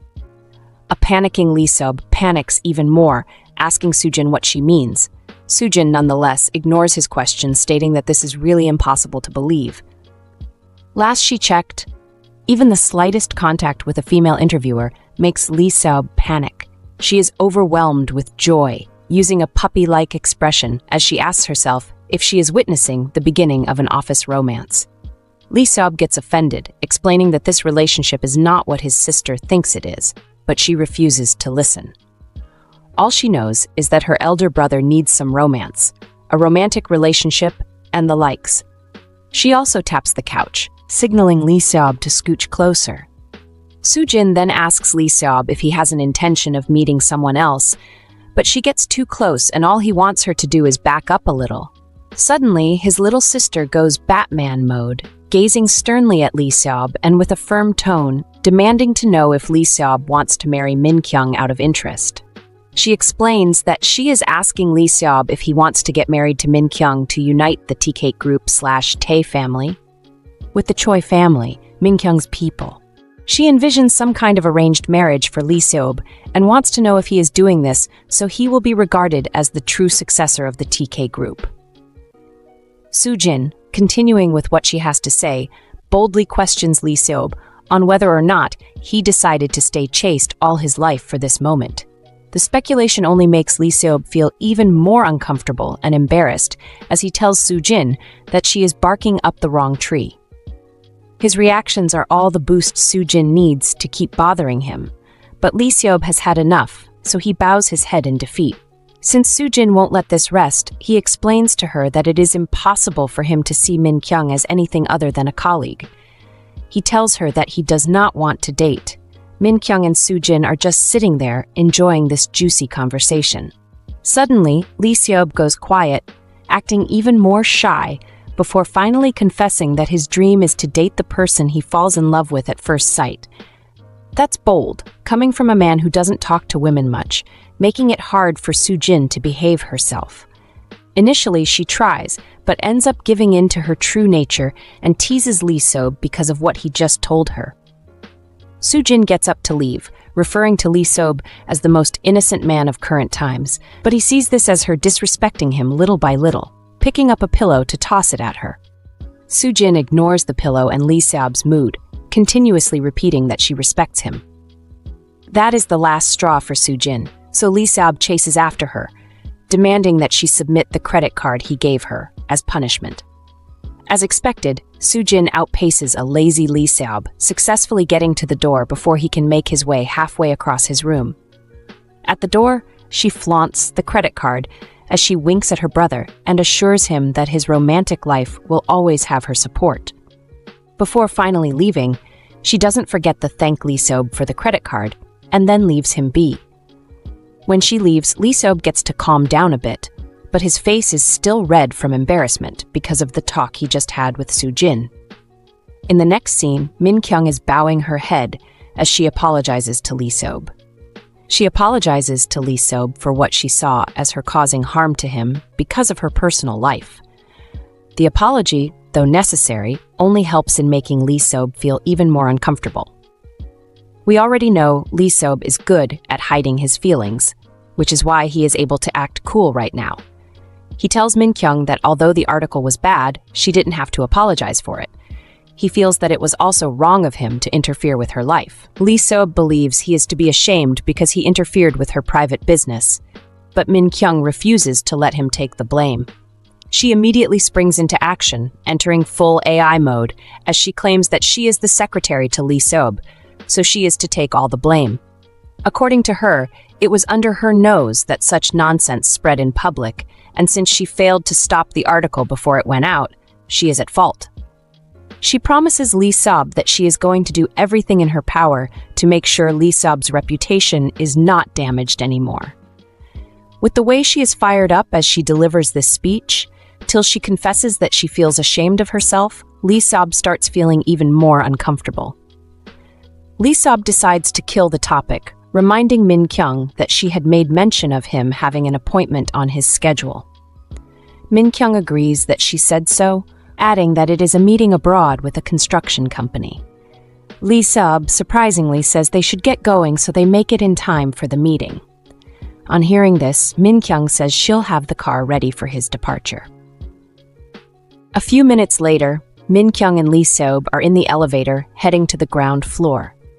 The mood in the elevator is surprisingly normal, even though both parties must have a lot on their minds at the moment. Lee Seop asks himself if the rumors about him and the mystery woman are enough of a reason for Mingyeong to stoop so low to apologize for. His thoughts go back to the conversation he had with Jun Seop the other day, when he told Lee Seop that Mingyeong was just doing her job as a secretary. Even when they get out of the elevator, he is still thinking about the conversation. He is lost in thought until he gets to the exit of their company building and is greeted by a bright light. When he looks up, he realizes that he is before a horde of photographers, desperate to get a shot of him. At this point, Lee Seop's social phobia kicks in and he freezes at the spot. The more the flashes, the more disoriented Lee Seop becomes, as he now feels like he is trapped in some kind of void. Even when Mingyeong calls out to him, he is unable to hear her and starts feeling nauseous. The poor guy is starting to have a panic attack because of his social phobia when Mingyeong steps in. Understanding that this is a serious situation, Mingyeong's AI-like brain springs into action. She begins to access Lee Seop, noting that his breathing is hard and his face is pale. She also can see that all the limbs of Lee Seop's body are trembling, and these are all symptoms of a panic attack, so she can tell that he is having one. She feels offended that the journalists trying to get a major scoop are showing up at a time like this. Since they caught Lee Seop off guard, this will end up getting the wrong publicity, and we all know this. But there is nothing Mingyeong can do at the moment. However, all hope is not lost when a car zooms in from out of nowhere, parking before Mingyeong and a panicking Lee Seop. Luckily for them, the person driving is none other than Kim-ki, who orders her to hurry up and get into the car. She hurriedly does so, and as soon as she shuts the door, Kim-ki steps on it, zooming away from the hungry photographers. Kim-ki drives through the city streets, probably heading to the hospital. Meanwhile, Mingyeong stays with Lee Seop, trying to find out if he is okay. Well, from the looks of it, he isn't okay, as he still can't hear all that Mingyeong is saying. He is sweating profusely while holding onto his chest like he is having a heart attack. But Mingyeong remains relentless, trying to find out if he is okay. To her greatest shock, Lee Seop faints because the pressure turns out to be too much for him to bear. While Lee Seop is out, he remembers a man with a shady smile telling younger him that he was the heir of the TK group. This person told Lee Seop that the whole world was watching him since he was the heir, and it was true. He couldn't go anywhere without being hunted down by a pack of photographers. He was not that old when it went from just pictures to him getting slots on the cover pages of newspapers. From the papers, it was clear that everyone saw Lee Seop as a prince. As a result of this, he had an inner voice that kept reminding him that he always had to be perfect. That faceless man had told him that he was never to let his guard down and engrave in his mind that he was the face and future of the TK group. It was a lecture he got when he was a young boy that haunted him till he was a teenager. It was on one of the days of his late teenage years, during a family photo session, that his social phobia started. On that day, he collapsed just like today, but this time he wakes up in a hospital bed. After a quick look around, Lee Seop knows where he is at, yet he is not surprised. He can tell that he is here because he lost consciousness again. He had thought he was above this, but it turns out he isn't. While sitting there, he recounts a little of what happened earlier and remembers Mingyeong, who he spots resting on the couch in the waiting room. He wonders if Mingyeong stayed by his side all this time. He gets curious and has a look at his wristwatch, realizing that it's late, but Mingyeong doesn't leave him all alone.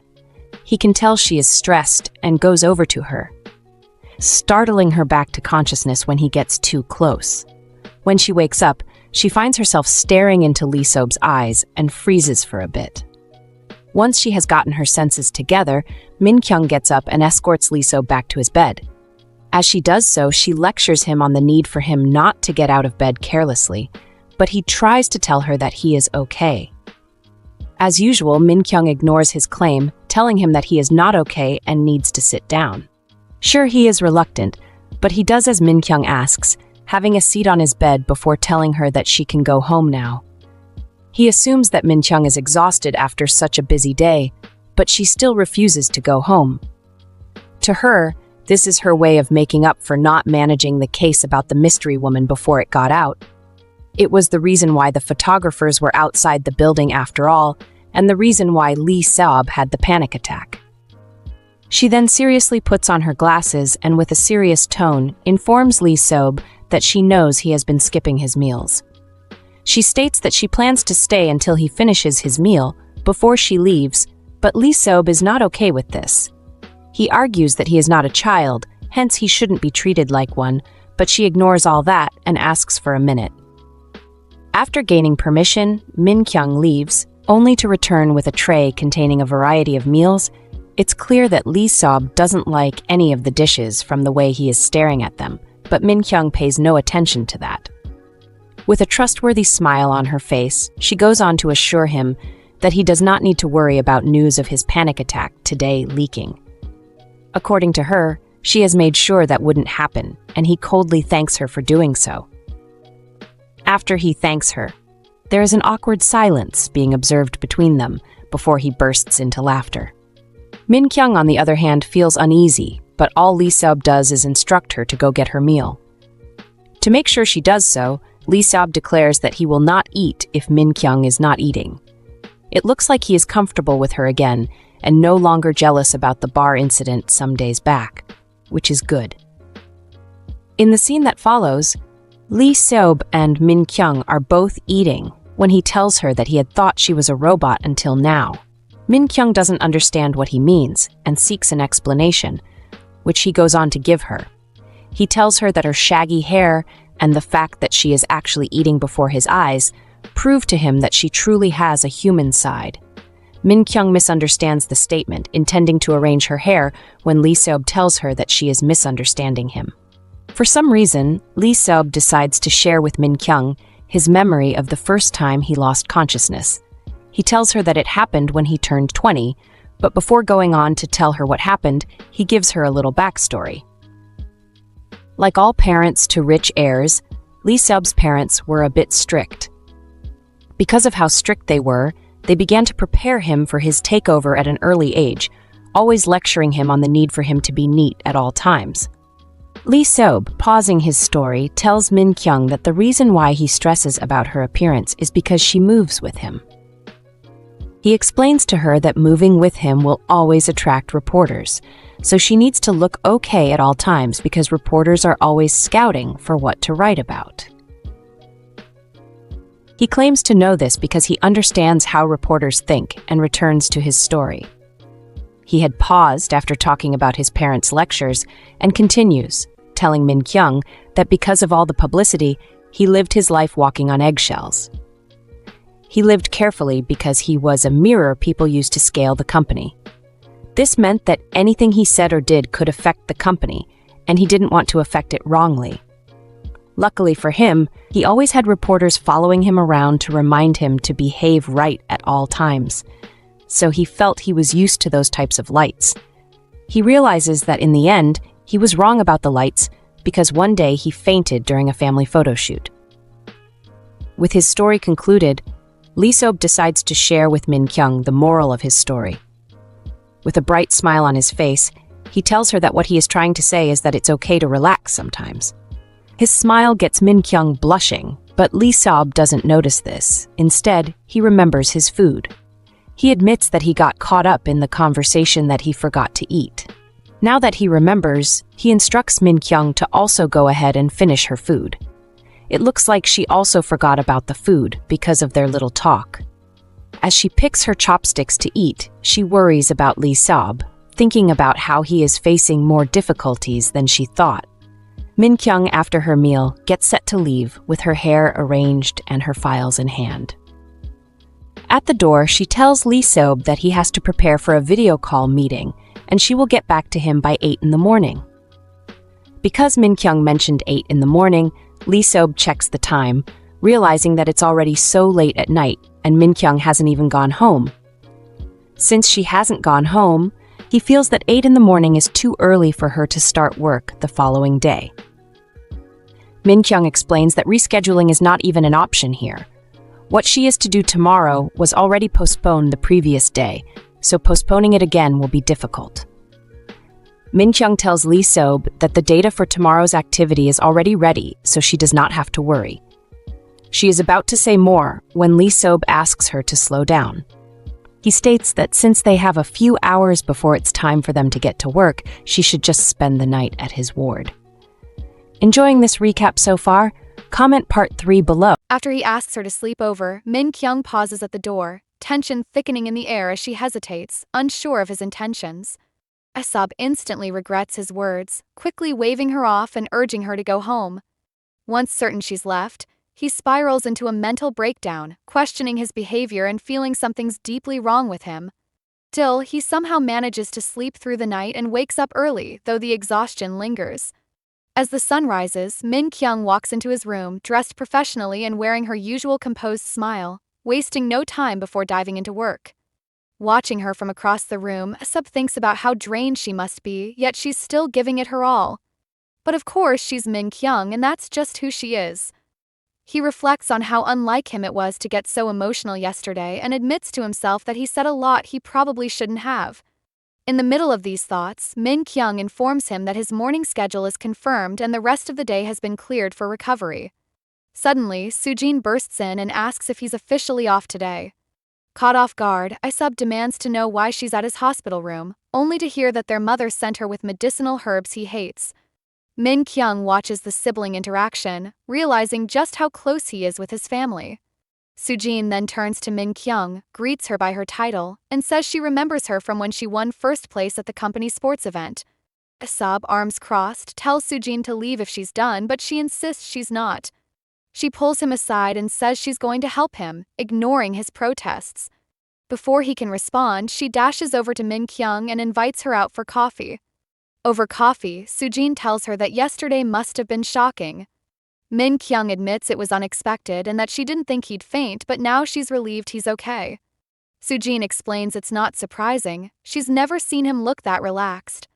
Their father, ambitious but lacking ability, lost favor with his own father and tried to restore his standing through Iseop, the perfect eldest son.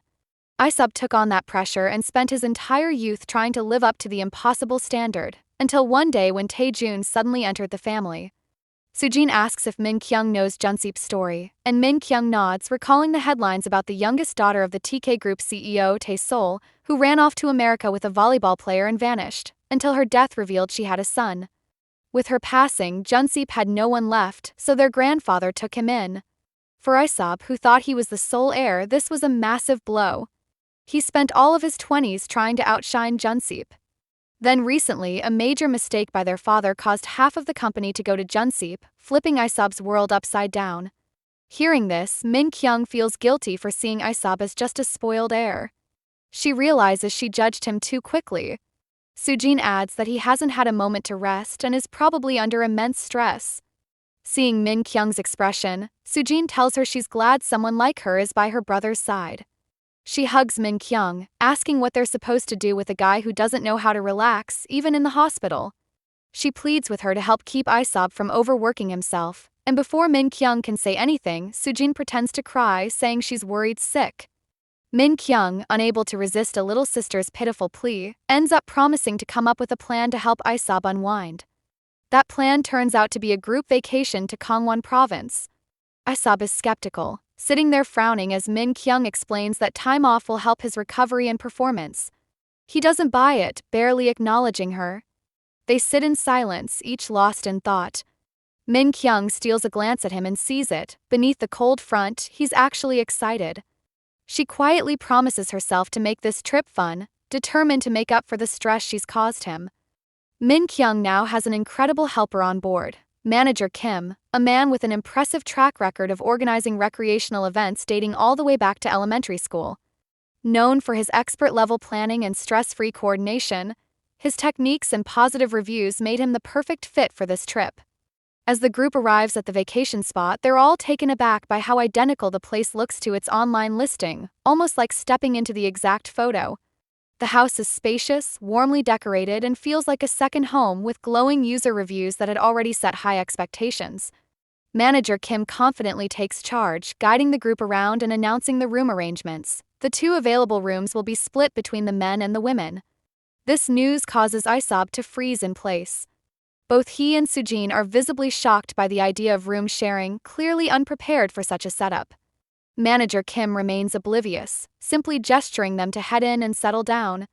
Iseop complies, but the discomfort is written all over his face. Sharing a room isn't something he's used to, and the presence of someone else in his personal space makes him uneasy. Meanwhile, Min Kyung and Sujin unpack on their side, and Sujin is surprised by how light Min Kyung packed. Min Kyung explains she only brought the essentials, given that it's just a short getaway. Sujin, however, insists that a real vacation needs a proper holiday vibe. Downstairs, Iseop and Manager Kim are already ready and waiting. Once Manager Kim calls for the ladies, they soon step out, and Iseop's attention is instantly stolen. The women are dressed for the day, each in stylish outfits with well-done makeup.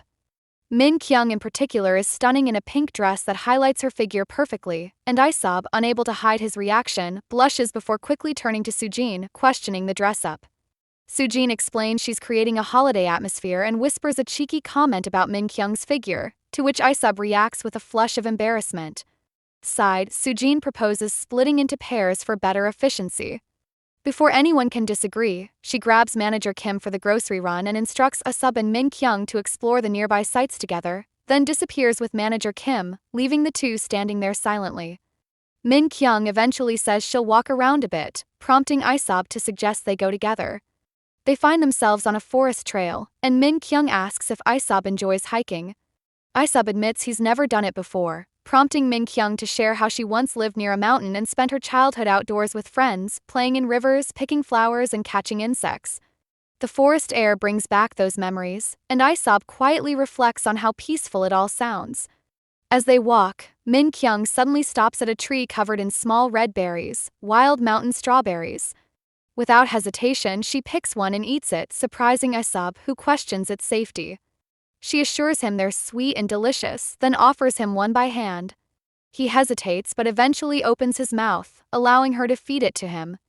He chews slowly, eyes cast down to avoid the closeness of the moment, then grimaces at the taste, complaining that it's bitter and sour. Min Kyung apologizes, realizing she must have picked an unripe one, and quickly searches for better berries. They resume walking and find a breathtaking clearing by a shallow stream, surrounded by pink wildflowers that match Min Kyung's dress. Here, she weaves a flower ring and hands it to Iseop. He stares at it longer than expected, wearing an expression that's unfamiliar to Min Kyung, an expression of peace and true relaxation. They linger in the field for a while, with Iseop quietly observing Min Kyung as she gathers more flowers. Eventually, they settle by the stream under some shade, sitting together as Min Kyung speaks about how it's important to unwind. She admits that while she herself could use some relaxation, she feels it's especially time for Iseop to take a break, and she's genuinely glad he agreed to come. She tells him it was his words that inspired her to join the trip in the first place. Sub responds that this kind of trip is new to him, but it feels unexpectedly nice. Just then, light rain begins to fall. Quickly intensifies, interrupting their peaceful moment. Iseop urges they head back, and as they climb the now slippery path, he becomes concerned. Mingyeong's dress makes it harder for her to move, and she struggles to keep her grip. When he sees her slipping, he instinctively reaches out and catches her. She looks surprised but thanks him with a smile. He tells her to hold on tightly and keeps her close, still grumbling about the rain. Despite the complaints, he doesn't let go of her hand even after they leave the slippery slope. He even offers his shirt as a makeshift umbrella, shielding her from the rain. They come across a small bus stop and quickly take shelter under its roof, both completely drenched from the unexpected downpour. Rain continues to fall heavily as Iseop notices that Mingyeong is visibly shivering. Without hesitation, he wrings out his soaked shirt, shakes it dry as best he can, and drapes it over her shoulders to keep her warm. She looks at him silently, unable to ignore the way his soaked shirt clings to his skin, revealing more of him than she's used to seeing. As he tells her that Manager Kim should arrive soon to pick them up, she realizes that he too is shaking from the cold. When she asks if he's okay, he brushes it off, saying he's just overheated from running, but his red face says otherwise. Concerned, she gently places a hand on his forehead to check for a fever. The touch seems to overwhelm him. He flinches, pulls back abruptly, and clenches his fists, clearly unsettled by the moment. She removes the shirt and offers it back, insisting he wear it instead, thinking he needs it more. Iseop lowers his head, his nausea rising along with the awkward tension between them. Luckily, just in time, Manager Kim and Sujin arrive to pick them up. Inside the car, Sujin comments on the rain, complaining that it wasn't in the forecast and must have taken them by surprise. Mingyeong and Iseop sit close together in the back seat, separated from the groceries piled on one side. Mingyeong keeps a light conversation going with Sujin and Manager Kim, while Iseop silently stares out the window, his expression tight. As the car hits a speed bump, their bodies unintentionally bump into each other. Contact, though small, makes Iseop tense up even more, his hands still clenched and face still flushed, avoiding eye contact with Mingyeong while she continues chatting as if nothing happened. Back at the vacation house, the group gets to work preparing dinner. The energy is cheerful and collaborative, with Manager Kim taking charge of the barbecue. Laughter and the scent of grilled meat fill the air. Iseop, however, is distracted. He keeps stealing glances at Mingyeong, unable to stop thinking about her. Even when they all sit down to eat, he barely touches his food, too consumed by his thoughts. Later, during a board game, he finds himself seated right next to her, but his attention isn't on the game, it's on her as he tries and fails to keep his focus. As the night settles, Iseop steps outside alone for some air, holding the broken wildflower ring from earlier in his hand. He stares at it, deep in thought, unsure of why it bothers him so much. Quiet is interrupted when Mingyeong appears.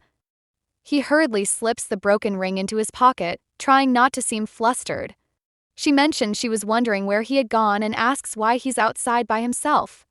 He tells her he needed fresh air, and the two of them sit together under the night sky. As they begin to talk, Mingyeong reflects on how this trip has made her realize that she's been so focused on the future that she forgot to enjoy the present. She admits that her days have been so consumed by work, she hadn't stopped to see what was right in front of her. Iseop agrees, his gaze lowered as he tells her that she's worked so hard to reach where she is, and he can't help but feel like he's dragging her down with all of his baggage. But she immediately disagrees, telling him that his words aren't true. She opens up about her past, explaining that ever since she was a child, she's always been good at everything. She excelled in school, and after college, she went straight into the workforce to support her family. That's why she's so driven and confident in her abilities, because she knows she can carry the weight and support him.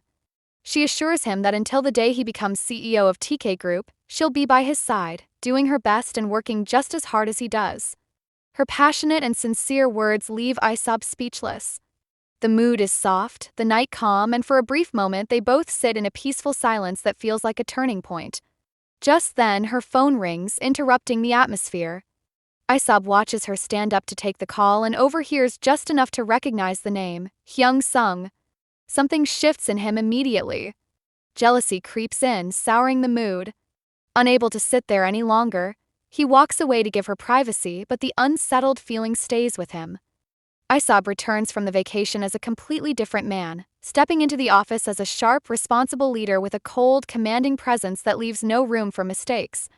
Gone is the light-hearted, carefree version of himself that had laughed under the rain or smiled at flower fields.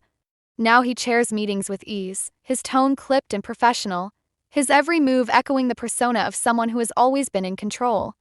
From Mingyeong's point of view, this change feels like a complete 180, the warmth she once saw now buried beneath an icy shell. She watches him, wondering if the version of him she saw on vacation was ever real or just a fleeting mirage. She convinces herself that this strict, distant man is the real Iseop, and that she had been foolish to think otherwise. As Iseop dives headfirst into work, even using the drive between meetings to review files, he spares a glance at Mingyeong sitting in the front passenger seat. But when she turns to discuss his upcoming schedules, he quickly looks away, annoyed at being caught staring. He mutters internally that she startled him, yet as she begins listing his meetings, his eyes drop to his tablet, only half listening as his mind drifts. He thinks about her again, about her voice during that late-night call with Hyung Sung, about how she said she was working. The word echoes in his head, work. He realizes that every moment she's near him, every smile, every task, every conversation, it's all about work. Frustration bubbles up inside him. If she loves working so much, then he'll let her work to her heart's content. He vows to test her, to push her, to see just how much she can take before she cracks. He begins piling more tasks on her, pretending it's all in the name of efficiency. He brings her a towering stack of documents, requesting a detailed report by the next morning. She accepts it with a smile. When she delivers the report, he tells her it's difficult to read and sends her back to revise it. She nods, still smiling. Later, he returns saying the original version was better after all and insists they revert. Again, she smiles and agrees. This continues for days, mountains of work, endless revisions, and not a single complaint from Mingyeong. Her calm demeanor irritates him more than any protest ever could. That evening, she brings him dinner, a neatly prepared meal of mushroom risotto, wheatgrass juice, and salad, all his favorites from his go-to restaurant. He stares at the food, recognizing the care she put into it, thinking to himself that she's perfect, as always. But then, determined to maintain his cold front, he criticizes the meal, acting as though it's not to his taste. He tells her to eat it instead. Without missing a beat, she pulls out a second meal, another of his favorites, and sets it down. His plan to unsettle her fails, and he silently eats his food, annoyed by how flawlessly she handles everything. Later that night, as he gets ready to leave the office, he spots her eating in the break area. He's stunned to see that she's actually eating the food he rejected earlier. She casually reminds him that he told her to eat it since she messed up his order. His face goes pale as he questions whether she did it just to irritate him. She explains that she didn't have time to get anything else and was simply too busy. He points out that he already ate from the plate, but she tells him she washed the spoon, so there's nothing to worry about. Furious, he grabs the juice and gulps it down in silence. She calmly tells him that she had already drunk from the glass. The tip of the cup pauses at his lips. He slowly lowers it, grabs a napkin, wipes his mouth with a stiff gesture, then coolly declares that the drink was his to begin with. He motions toward her laptop, instructing her to get back to work, then leans down behind her and whispers that he'll see her later. The moment is sharp, charged, and when he walks away, Mingyeong clenches her fist tightly in frustration. Her cheeks burn with irritation, but she says nothing. Iseop walks down the hallway and turns a corner where he lets out a stifled laugh. He thinks about the expression on her face, the way her cheeks flushed in anger. He finds it amusing, noting that it serves her right. A quiet, manic grin spreads across his face as he laughs again to himself, thinking that making her lose her cool is unexpectedly fun. Iseop keeps shaking his legs, nerves buzzing as his hands press against his head and a deep sigh escapes his lips, his entire body trembling with tension because today is the day everything begins to move. A knock sounds at the door and Mingyeong appears, her tone all business as she informs him that the visitors have arrived. Together they head to the meeting room where the atmosphere shifts instantly as a man stands to greet them, introducing himself as Min Jin, who, the CEO of Manpi Law Firm, announcing that he will serve as the legal counsel for the Baekyang Resort merger and acquisition.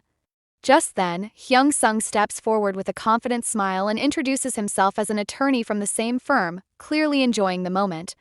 Iseop feels his blood pressure spike, mentally calling him names while extending a professional handshake, faking politeness as he fights to mask his irritation.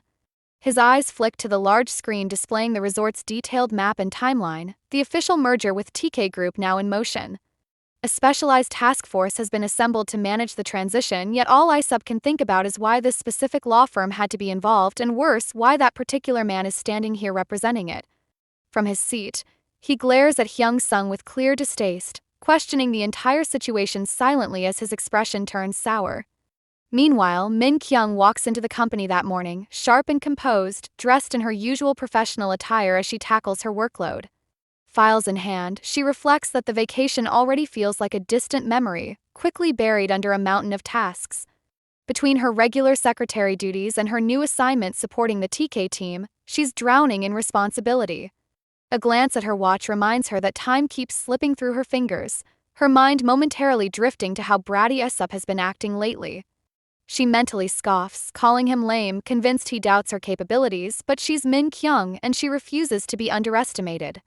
Over in his office, Iseop lounges lazily at his desk, hand propped under his chin as he clicks distractedly at his computer. His thoughts stray to Min Kyung and the fatigue on her face lately. He wonders if he's pushed her too hard before quickly brushing it off, reminding himself that he's her boss and assigning work as part of his job. Shaking off the thought, he decides to go find her, only to walk into an empty office. The slight mess of papers and snacks on her desk makes him pause, noting that she likely hasn't had a real meal all day. He frowns, calls her a dummy under his breath, and grumbles that if she's struggling, she should just say something. He heads down to the law firm department, surprising everyone with his sudden visit. Staff rush to greet him, clearly excited to see the executive director in their workspace. He casually says he's just passing by, but then listens as they gush over how amazing his secretary is, how she handles everything effortlessly. Pride swells in his chest, and he smiles, agreeing that she's doing a fantastic job. When he asks where she is, someone mentions she's with the TF team, and Iseop's face drops. The realization that she's working closely with Hyung Sung makes him tense. He makes his way over to the Baekyang Resort Manda Task Force office and peeks in to see Min Kyung flanked by both attorneys, her eyes focused on the screen in front of her. The image annoys him immediately, and he mutters internally about how unnecessarily close they all seem.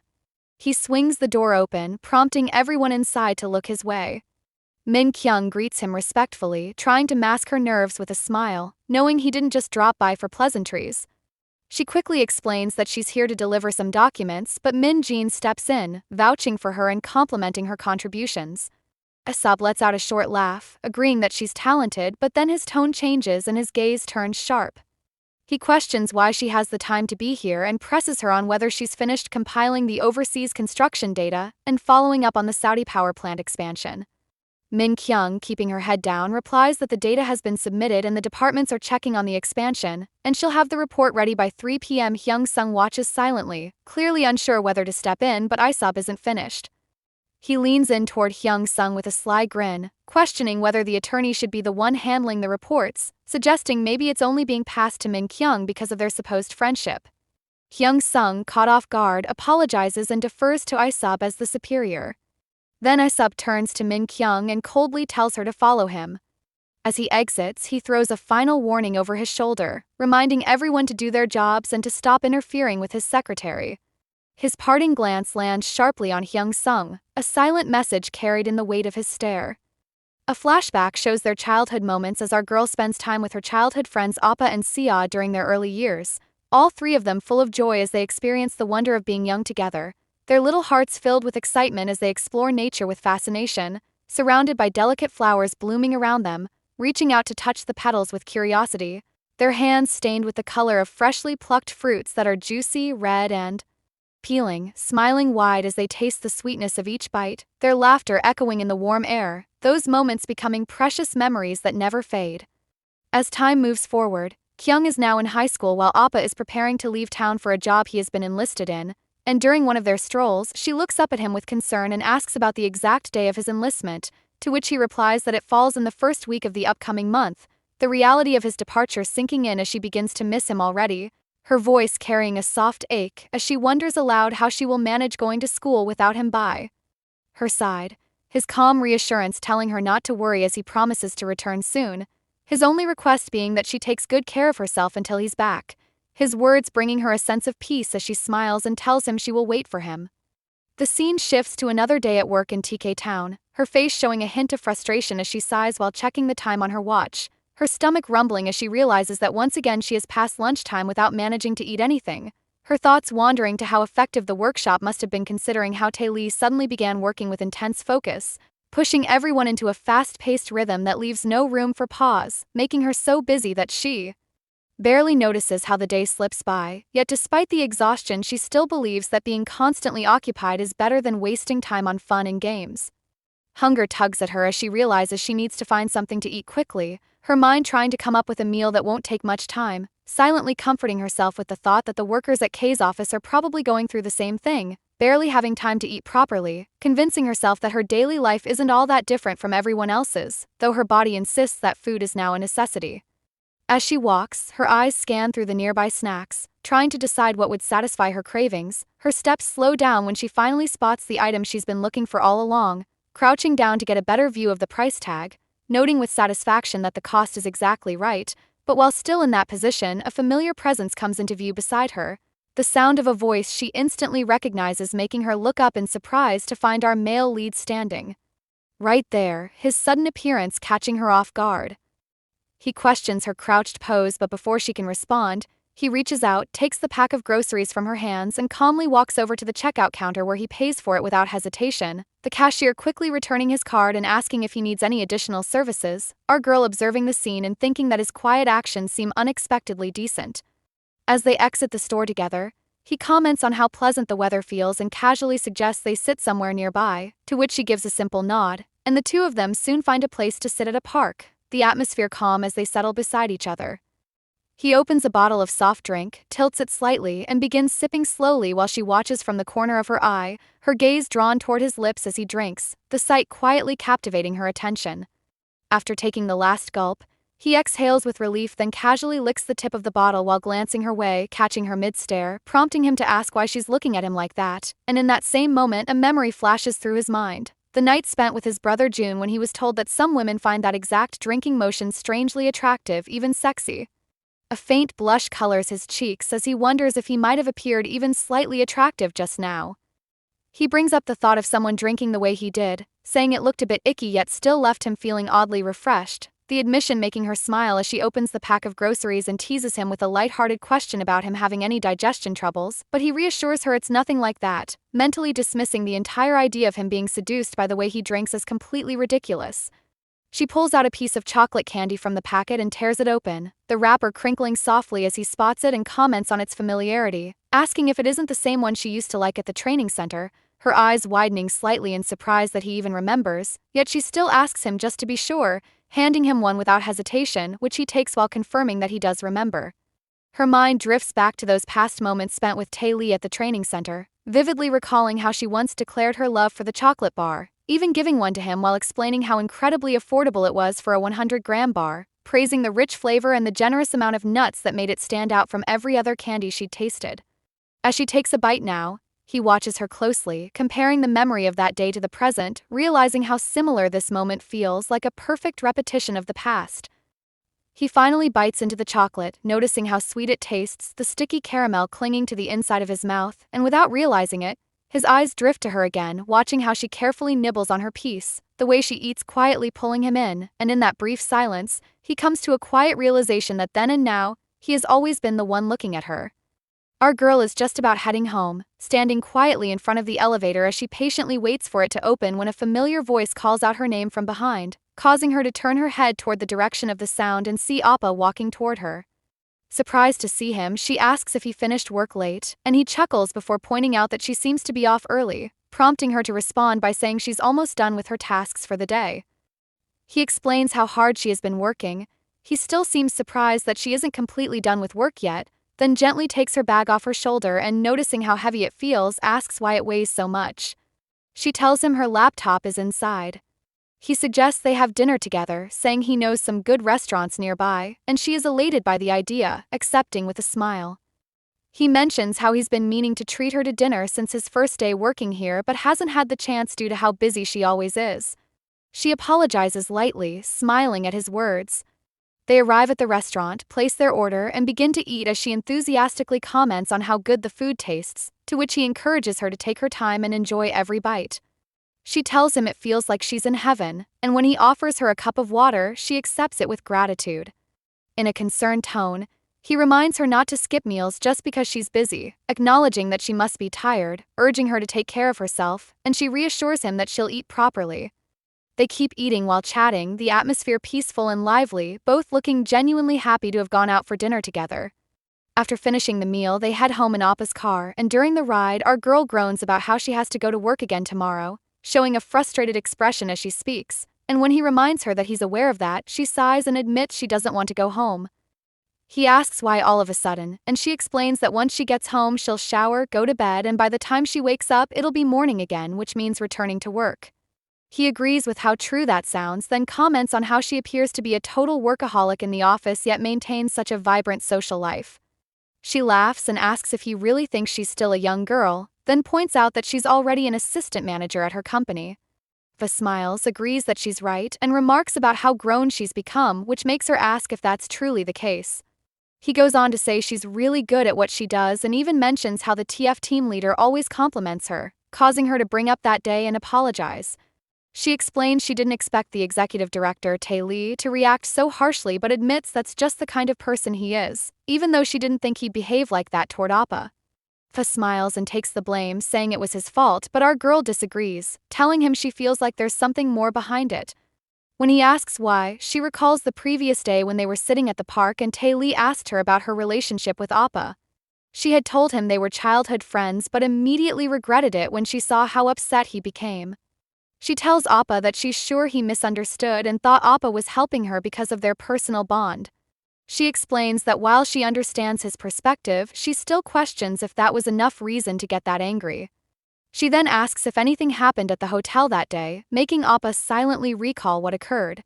Our male lead had held his hand that night, stating he didn't think he was Kyung's boyfriend and questioned why he was accompanying her to her own room, calling it strange.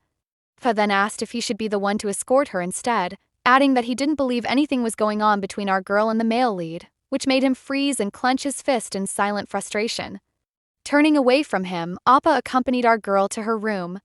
They both entered the elevator, and she leaned on his shoulder, still wrapped in our male lead's coat.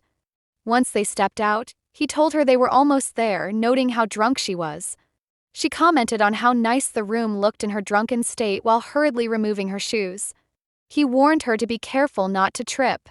She smiled and said it felt like a hotel vacation. He looked around the room grimly, then turned to face her as she called out, saying she couldn't unbutton the coat and needed help. He walked over and helped her, repeating how drunk she really was. Noticing how indecent she looked in her current state due to the dress she wore, he asked with a hint of irritation why she drank so much, knowing her low alcohol tolerance and how dangerous it was to appear like that in front of men. She asked what was wrong, speaking with indifference as she walked away. He sat on the bed with a troubled expression, placing both hands on his face, repeating with concern how dangerous it really was. Back in the car, he finally replies to her, saying he doesn't recall anything happening. She looks away with a casual shrug while he tells her that the executive director's personality is definitely peculiar. She agrees, explaining how picky he was with food the other day, talking about how he dislikes this and that, then asks rhetorically how someone could be so picky. He places one hand on the steering wheel while resting his chin on the other, lost in thought, thinking about how bothersome Tae Lee truly is. Kyung is in her office working while on a call with Appa, who suggests they go out for dinner tonight. She holds the phone in between her right ear and shoulder as she types on her computer, thinking it's a good idea. He asks if she'll be getting off work now. She tells him she'll need about 30 more minutes before she's done, then adds that she'll be treating him today and suggests they try Chinese food, mentioning a really delicious Urangi place nearby, but right at that moment, our male lead suddenly appears beside her, making her nervous as she quickly tells Appa to hold on and turns her attention to her boss. He looks at her with a straight face as she asks if he hasn't left work already. He flashes a devious smile and says he's going to Agun. Seeing the surprised look on her face, he questions whether he hadn't already mentioned it before, then goes on to explain that he's set to coordinate the energy-related solution services in the trade department, alongside the plant business in the construction division on a company-wide scale.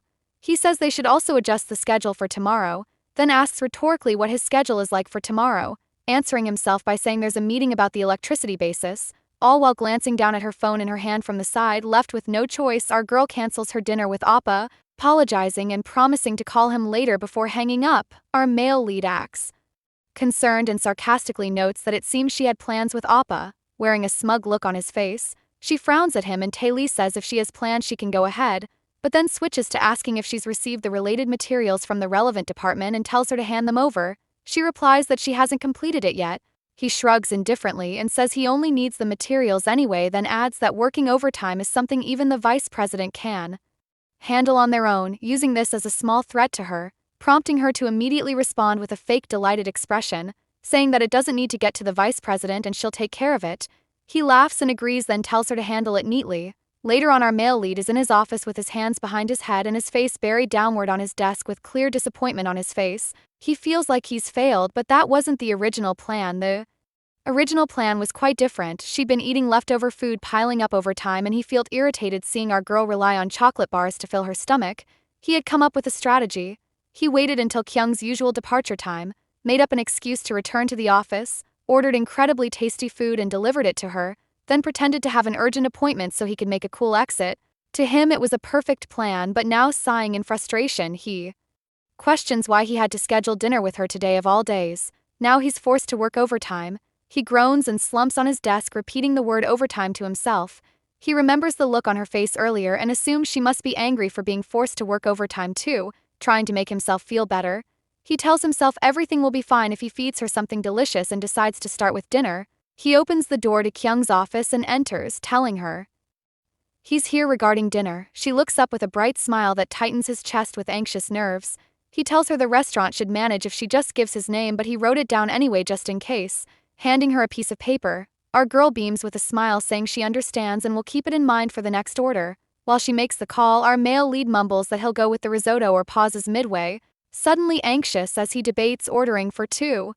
Worrying that if he suggests they share they'll probably say no, Kyung places the order, instructing them to spread the risotto grains, reduce the beef, increase the Parmesan cheese, use plenty of butter rather than cream. For the salad she wants only mozzarella and cherry tomatoes with basil pesto and white wine vinaigrette instead of balsamic. Our male lead is stunned, thinking to himself that the portion is too large for just two people. She quickly ends the call and stands up from her seat, calling his name and offering to go pick up the meal, assuring she'll be back shortly and that the timing will be perfect. Then she rushes out immediately, leaving him standing there for a moment feeling amused. Later he hears a knock on his door and Kyung enters right after knocking, announcing that dinner is ready. He replies yes and she walks in, placing the tray on his table. He calls her attention to something on his computer and tells her there are some inconsistencies in the information displayed. Then he stands and tells her to sit while he pulls out a file, saying that from now on they need to compare properly. Kyung takes his chair and starts reviewing the documents with a focused expression.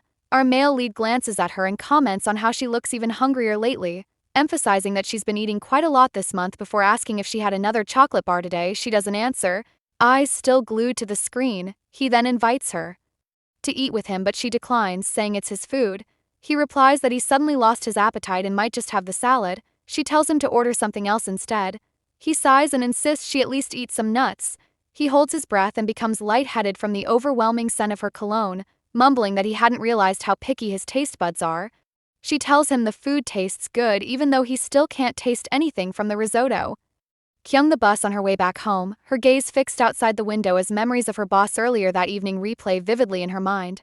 She recalls the clinking sound of spoons tapping against plates, the subtle sound of food being swallowed, his breathing, the lingering scent of his cologne, the light-hearted jokes exchanged between them. She starts to wonder what kind of expression she wore under his gaze, whether she appeared slick or exposed. Reaching her stop, she walks slowly toward her flat, stops at the door, inputs the code and steps inside, calling out to Sia to announce her return, but instead of Sia's voice she hears Appa's, casually pointing out how late she is. Sia appears right beside him just as he finishes speaking.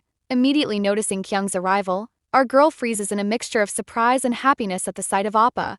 He gently touches her cheek and tells her he's been waiting with a warm, comforting smile. After settling down, they're all gathered in the living room watching a movie, enjoying some fried chicken and soft drinks. Our girl groans quietly as she massages her left shoulder, complaining that she's dying from exhaustion. Appa turns to her, asking why she came home so late even though she once said she wouldn't be working overtime anymore. She replies nonchalantly that things like this happen all the time, grumbling about how her boss constantly finds minor tasks to occupy her with, calling him childish while venting her frustration.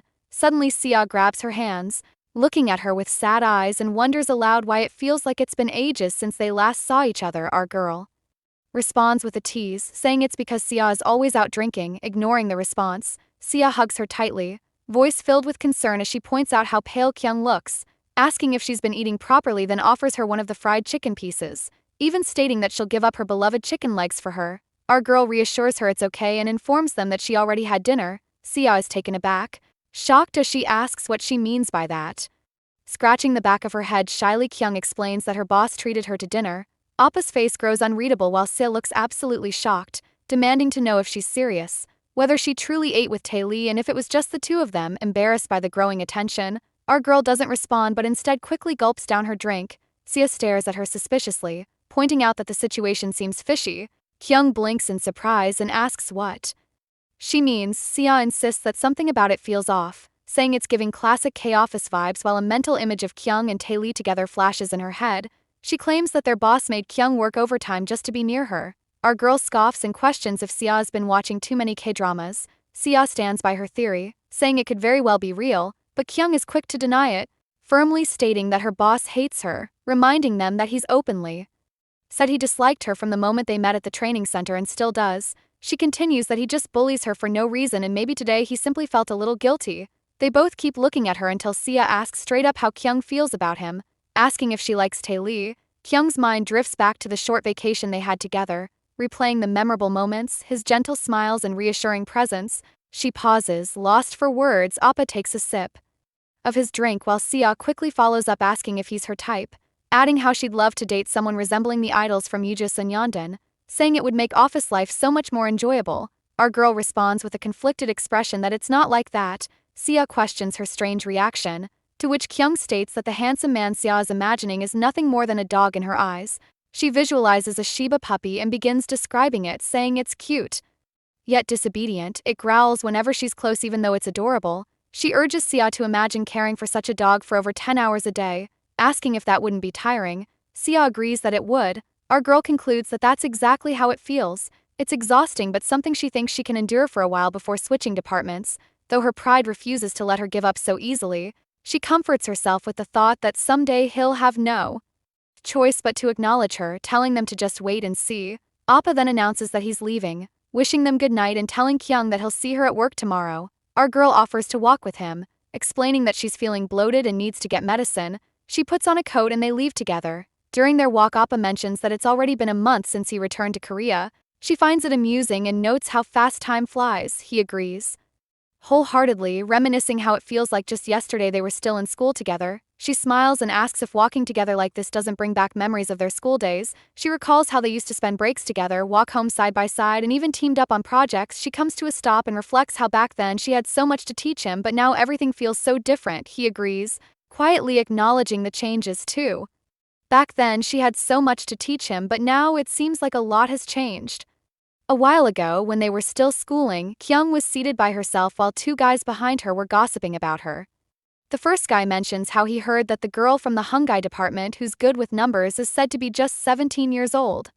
The second guy, Hui, is amazed and asks if she entered the overseas Korean school at the age of 18. The first guy grumbles, saying she must have received some special support to get in, stressing that it isn't even a medical school. Hui lets out a chuckle and teases if he's just jealous. As they are chatting, Appa walks up to her and calls out, making our girl turn around with a bright smile, recognizing his voice instantly as she calls his name with excitement. While they walk together, she shares how she's been worried because she doesn't have any friends in school, though she's really thankful that he is there with her, letting out a soft chuckle as she says it. Appa then asks if her classes are okay or hard, and she tells him that it's pretty manageable since she's only taking calculus and some basic courses, which gives her time to study applied mathematics, statistics, and regression analysis separately in her free time because she finds it fun. Our girl goes further to explain how statistics captivates her since it's all about discovering patterns hidden within random data and then connecting everything using mathematical logic. She asks if it isn't cool that uncertainty can be understood through logical frameworks. She admits that she doesn't completely grasp multivariate analysis yet, but she believes Hyunseong Sunbae will help her understand anything she doesn't know. Pa laughs and tells her that she used to help him all through high school, but now she's probably much more smarter than he is. Our girl strongly disagrees, insisting he knows everything and is involved in a lot of extracurricular activities, plus he has so many friends. Her expression turns slightly sad as she says she envies how cool he is and confesses that she wants to be like him. He gives her a gentle smile and softly rubs her head. Later, while he's in his room with his girlfriend, Appa suddenly stands up and begins putting on his clothes. His girlfriend, lying on the bed, asks where he's going, and he replies that he thinks Kyung and her friends might be hungry.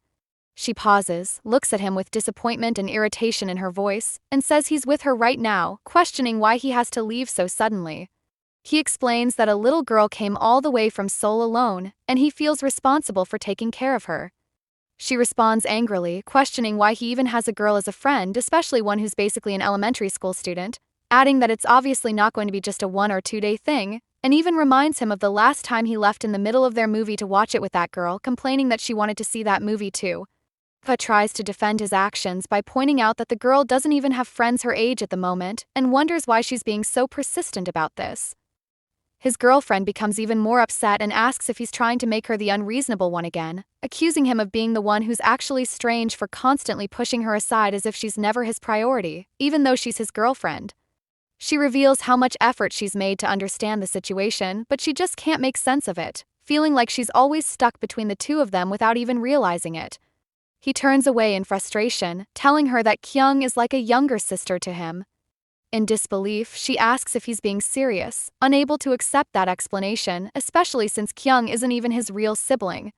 Standing under a streetlight, Appa lights a cigarette and groans, asking himself how many times this kind of thing has happened before, admitting that it always seems to be the same pattern with that girl, and realizes that the first crack started at a moment he never anticipated.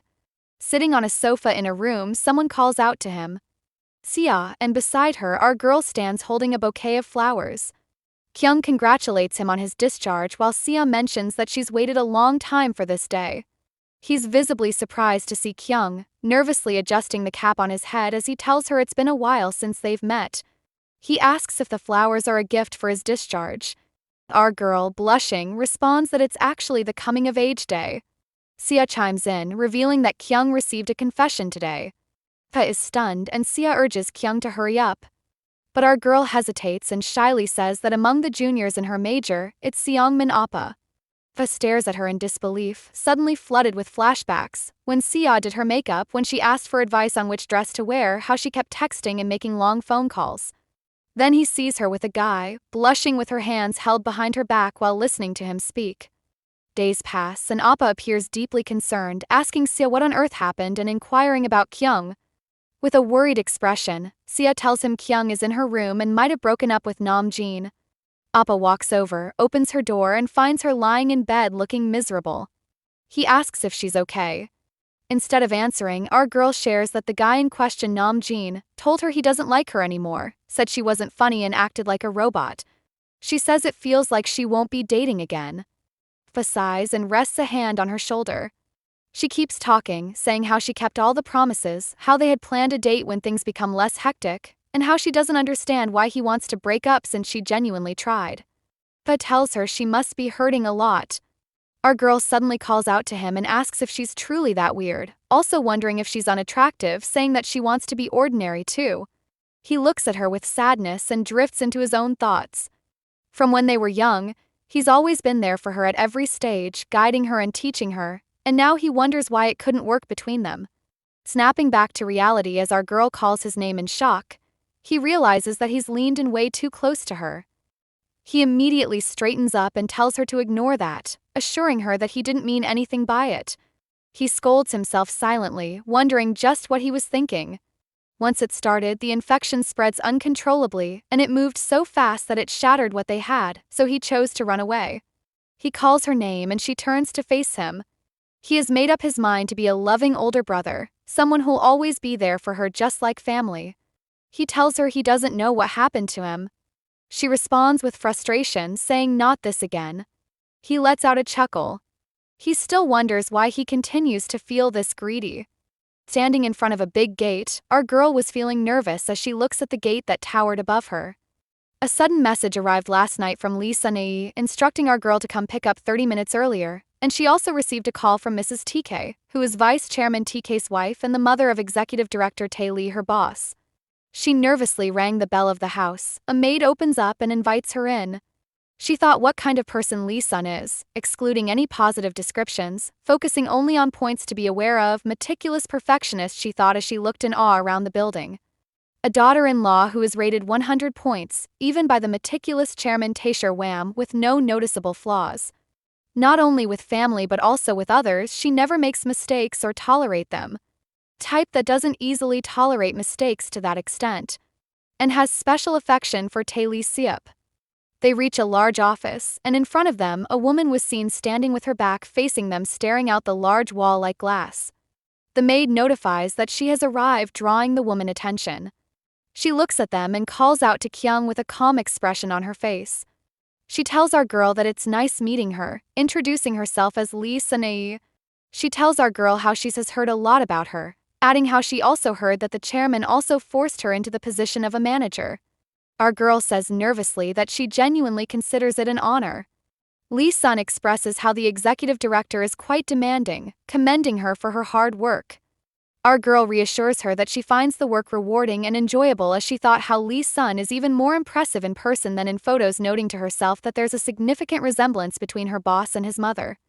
The mum states how she was worried for him because of his loss of enthusiasm for work due to the incident that occurred last year. She informs her of how he has returned back to the way he was before due to her arrival, saying that it was all thanks to her and how grateful she is. Our girl assures her of putting in more effort. Mrs. Lee Sun offers her some bread and coffee. Our girl thanks her, accepting the idea of her being a nice person. Lee Sun states how embarrassing it is about having a picky eating habit since she was 12 till date, to the extent that if she got left alone, she'll just skip meals and end up starving. Our girl considerately tells her that it must have been tough on her stomach. Lee Sun adds that it's a bit embarrassing to say, but Lee Iseop is a wonderful person now but was really cute when he was younger, stating that she should have straightened up and taught him properly. But whenever he throws a tantrum, her heart gets softened and she ends up giving him whatever he wants, and the girl nods, saying she can relate. She hasn't even seen it, but she can imagine. Sunny speaks about how Iseop has dealt with serious health issues since childhood. No matter how hard she tries not to worry, she can't stop herself. She apologizes for taking the girl's time and for saying so much, but with a serious look, she reveals that there's a valid reason she's asked to meet privately today. Iseop's family home. A knock sounds at his door. He gives permission to enter, and Sujin walks in, letting him know Mingyeong is downstairs. Iseop is surprised. He didn't expect her to arrive so soon. Sujin smirks as she watches his reaction, and Iseop asks what's wrong with her, noticing her amusement. Sujin comments that he's looking good and playfully teases him about where he's heading for his date. He shrugs and turns away, muttering that it's just a meeting today. Sujin doesn't back off, circling around him and teasing if the meeting is with Mingyeong. Iseop frowns and tells her to stop.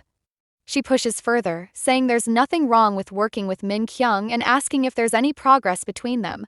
Iseop scolds her not to say strange things, but she presses on, questioning why, pointing out that people tend to gossip when a man and a woman are together often.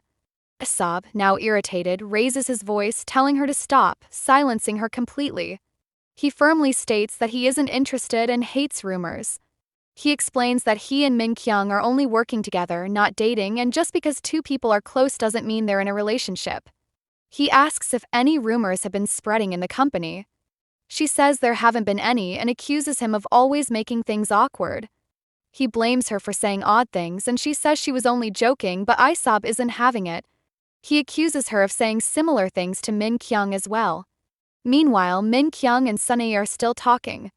Sunny brings up rumors of Iseop collapsing again and starts to mention a reporter, but Mingyeong quickly apologizes and takes responsibility, saying she should have acted sooner. Sunny waves it off, saying it's only natural she didn't know. She shares how her husband, Tae Seo-woo, believed the future TK chairman shouldn't have any weakness and worked hard to hide Iseop's condition. She picks up her coffee, muttering that she should have stopped it.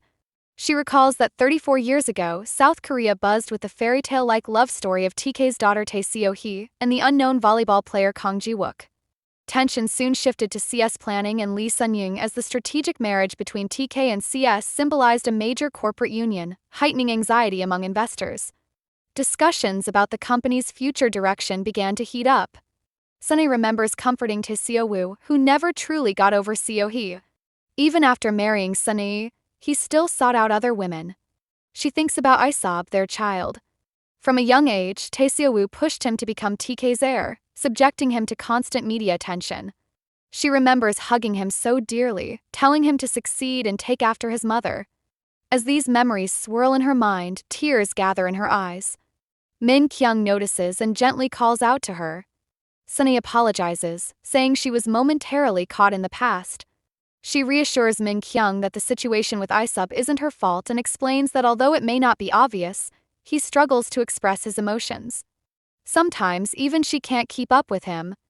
When he's stressed, he ignores his health until it gets serious. Smiling softly, Sunny says this is why she wants to ask Min Kyung for a favor. Just then, Iseop and Sujin come down the stairs. He glances over while Sujin carries that same mischievous grin. As Iseop descends the stairs, Min Kyung bows politely and greets him, her eyes briefly locking with his before he gives a distant response.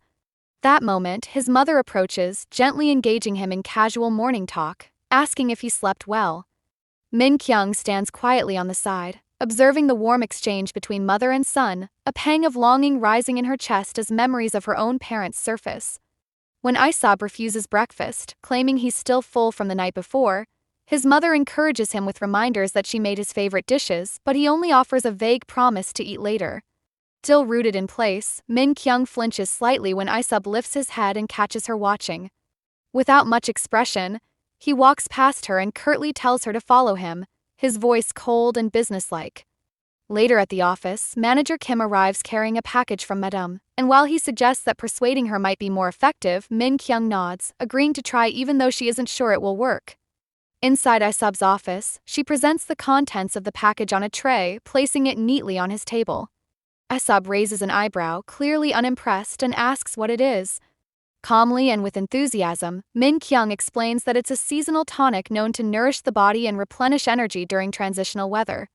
When Iseop scoffs at the explanation, she doubles down, weaving a detailed story about its rich history, crafted by a renowned herbalist, a direct disciple of a famous Korean physician, brewed for 3 full days and nights, and dispensed only at a prestigious traditional clinic with over 170 years of legacy. Despite her effort, Iseop remains skeptical, dismissing it as just herbal medicine and questioning where she bought it and what's up with the weird cup. Undeterred, she picks up the cup and brightly explains that the unique design makes drinking easier by blocking the smell, which is usually the worst part of such tonics. She beams as she says it even makes the whole experience feel fun. But Iseop narrows his eyes and calls her out for trying to fool him. Min Kyung's smile fades slightly as she internally panics, remembering the promise she made to Madame to make sure he takes the tonic, as well as the envelope of compensation she received for the task. Determined, she tells herself she has to succeed and gears up for another attempt. She leans toward Iseop with the cup, trying to entice him to take a sip. Iseop instinctively leans back, his face flushing red as he avoids her gaze, noting how close she's gotten. Still pressing forward, she comments on how great it smells, bringing the cup closer to her own nose. Iseop hesitantly brings his face closer to sniff it, and for a second Min Kyung thinks she's won, but the moment his nose catches the scent, he recoils violently as if the cup is a threat. He backs away fast, practically shouting that she must be joking if she calls that a good smell. Laughing nervously, Min Kyung insists the scent is nice and claims she genuinely likes it. Frustrated, Iseop suddenly stands, his palms hitting the desk as he loudly questions her taste and if she truly likes that kind of smell. As he walks closer, she notices the change in his energy, tense yet not entirely angry, as he stands right in front of her. His voice drops into a mix of irritation and curiosity as he accuses her of playing silly tricks on him using a toy cup. Without thinking, Min Kyung blurts out that the cup smells musky. Iseop blinks, taken aback, and asks what she means. She looks up and explains in a small voice that it reminds her of his cologne, and that's why she finds the scent comforting. Realizing what she just said, she hides her face, mortified, mentally screaming at herself for making such an embarrassing confession. To her surprise, Iseop breaks into a slight grin, takes the cup, and tells her not to mess around as he brings the tonic to his lips and starts drinking.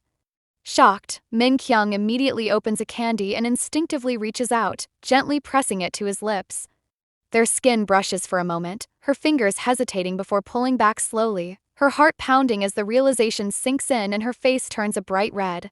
Iseop, noticing her reaction, teases her by asking if she also wants candy, adding that she'll have to drink the tonic too if she does.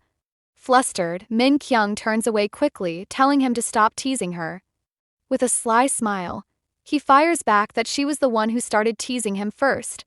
She spins around, her face flushed, trying to deny it, but her words catch in her throat as he chuckles and casually calls her adorable.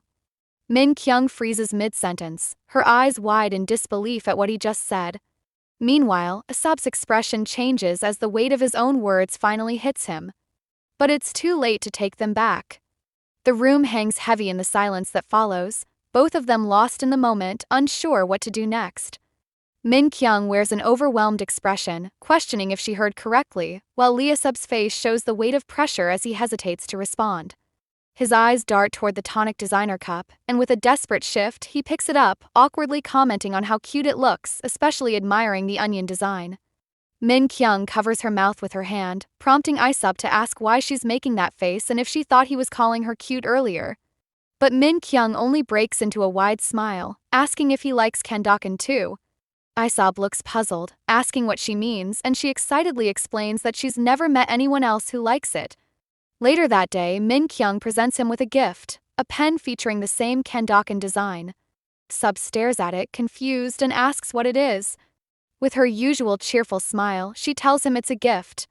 He picks it up, presses the onion-like top, and it lets out a small squeak. He brings it closer, inspecting it with curiosity. During a meeting, Mingyeong reflects on how she's known Iseop since they joined the company 10 years ago. The Iseop she knows hides his feelings behind a mysterious smile and has the talent to sway anyone with one strategic statement. She watches him speak confidently with Director Kim and his associate, both looking stunned by Iseop's insights. In her thoughts, she notes how Iseop seems born to be an entrepreneur. He signals to Mingyeong, takes out the squeaky pen and hands it to her to open. Again, it squeaks.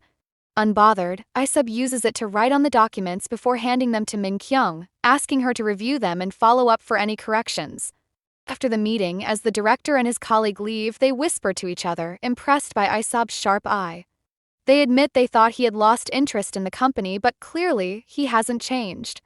Mingyeong bows slightly to see them off, their murmured goodbyes nearly inaudible as they walk away. Later, she enters Iseop's office to remind him to take his medicine. His face twists in protest, complaining about the taste. Smiling as always, she insists that good medicine tastes bitter. He grits his teeth and leans away, dodging the spoon, and in their playful tug-of-war, Mingyeong realizes that even though Iseop hides behind a mask, only revealing selected parts of himself, the way he behaves like a child around her is starting to shake her heart. The Baekyang Resort Manda TF team office, Manager Young approaches Mingyeong, asking if the executive director is visiting again today. Mingyeong struggles to respond, but another colleague jokes that Manager Yang has been talking about him non-stop since she last saw him. Manager Yang admits she had only heard rumors about Iseop and never expected him to be so handsome that she mistook him for the company's model. Blushing, she tells Mingyeong how lucky she is to see him every day and how jealous she feels. Mingyeong laughs awkwardly in response. Another coworker adds that, in his opinion, the executive director seems a bit scary. Manager Yang scolds him, insisting that people don't often get to see a man of Iseop's caliber. From Mingyeong's eyes, she always finds herself watching Iseop, whether he's speaking with businessmen or leading meetings. He carries a maturity and confidence that she can't ignore. One day, while lost in thought, Iseop passes by and lightly pokes her cheek. She frowns gently, thinking about how easily his actions keep throwing her off. On her morning run, she reflects on how Iseop's childlike whining drives her crazy and how his warm smiles make her feel strangely special. Suddenly, she hears someone calling from behind. She stops, catching her breath as a blurry figure approaches. Iseop smiling at her, just like this moment. Enjoying this recap so far? Comment part 4 below. Also, don't forget to like, share, and subscribe. Until next time, ciao.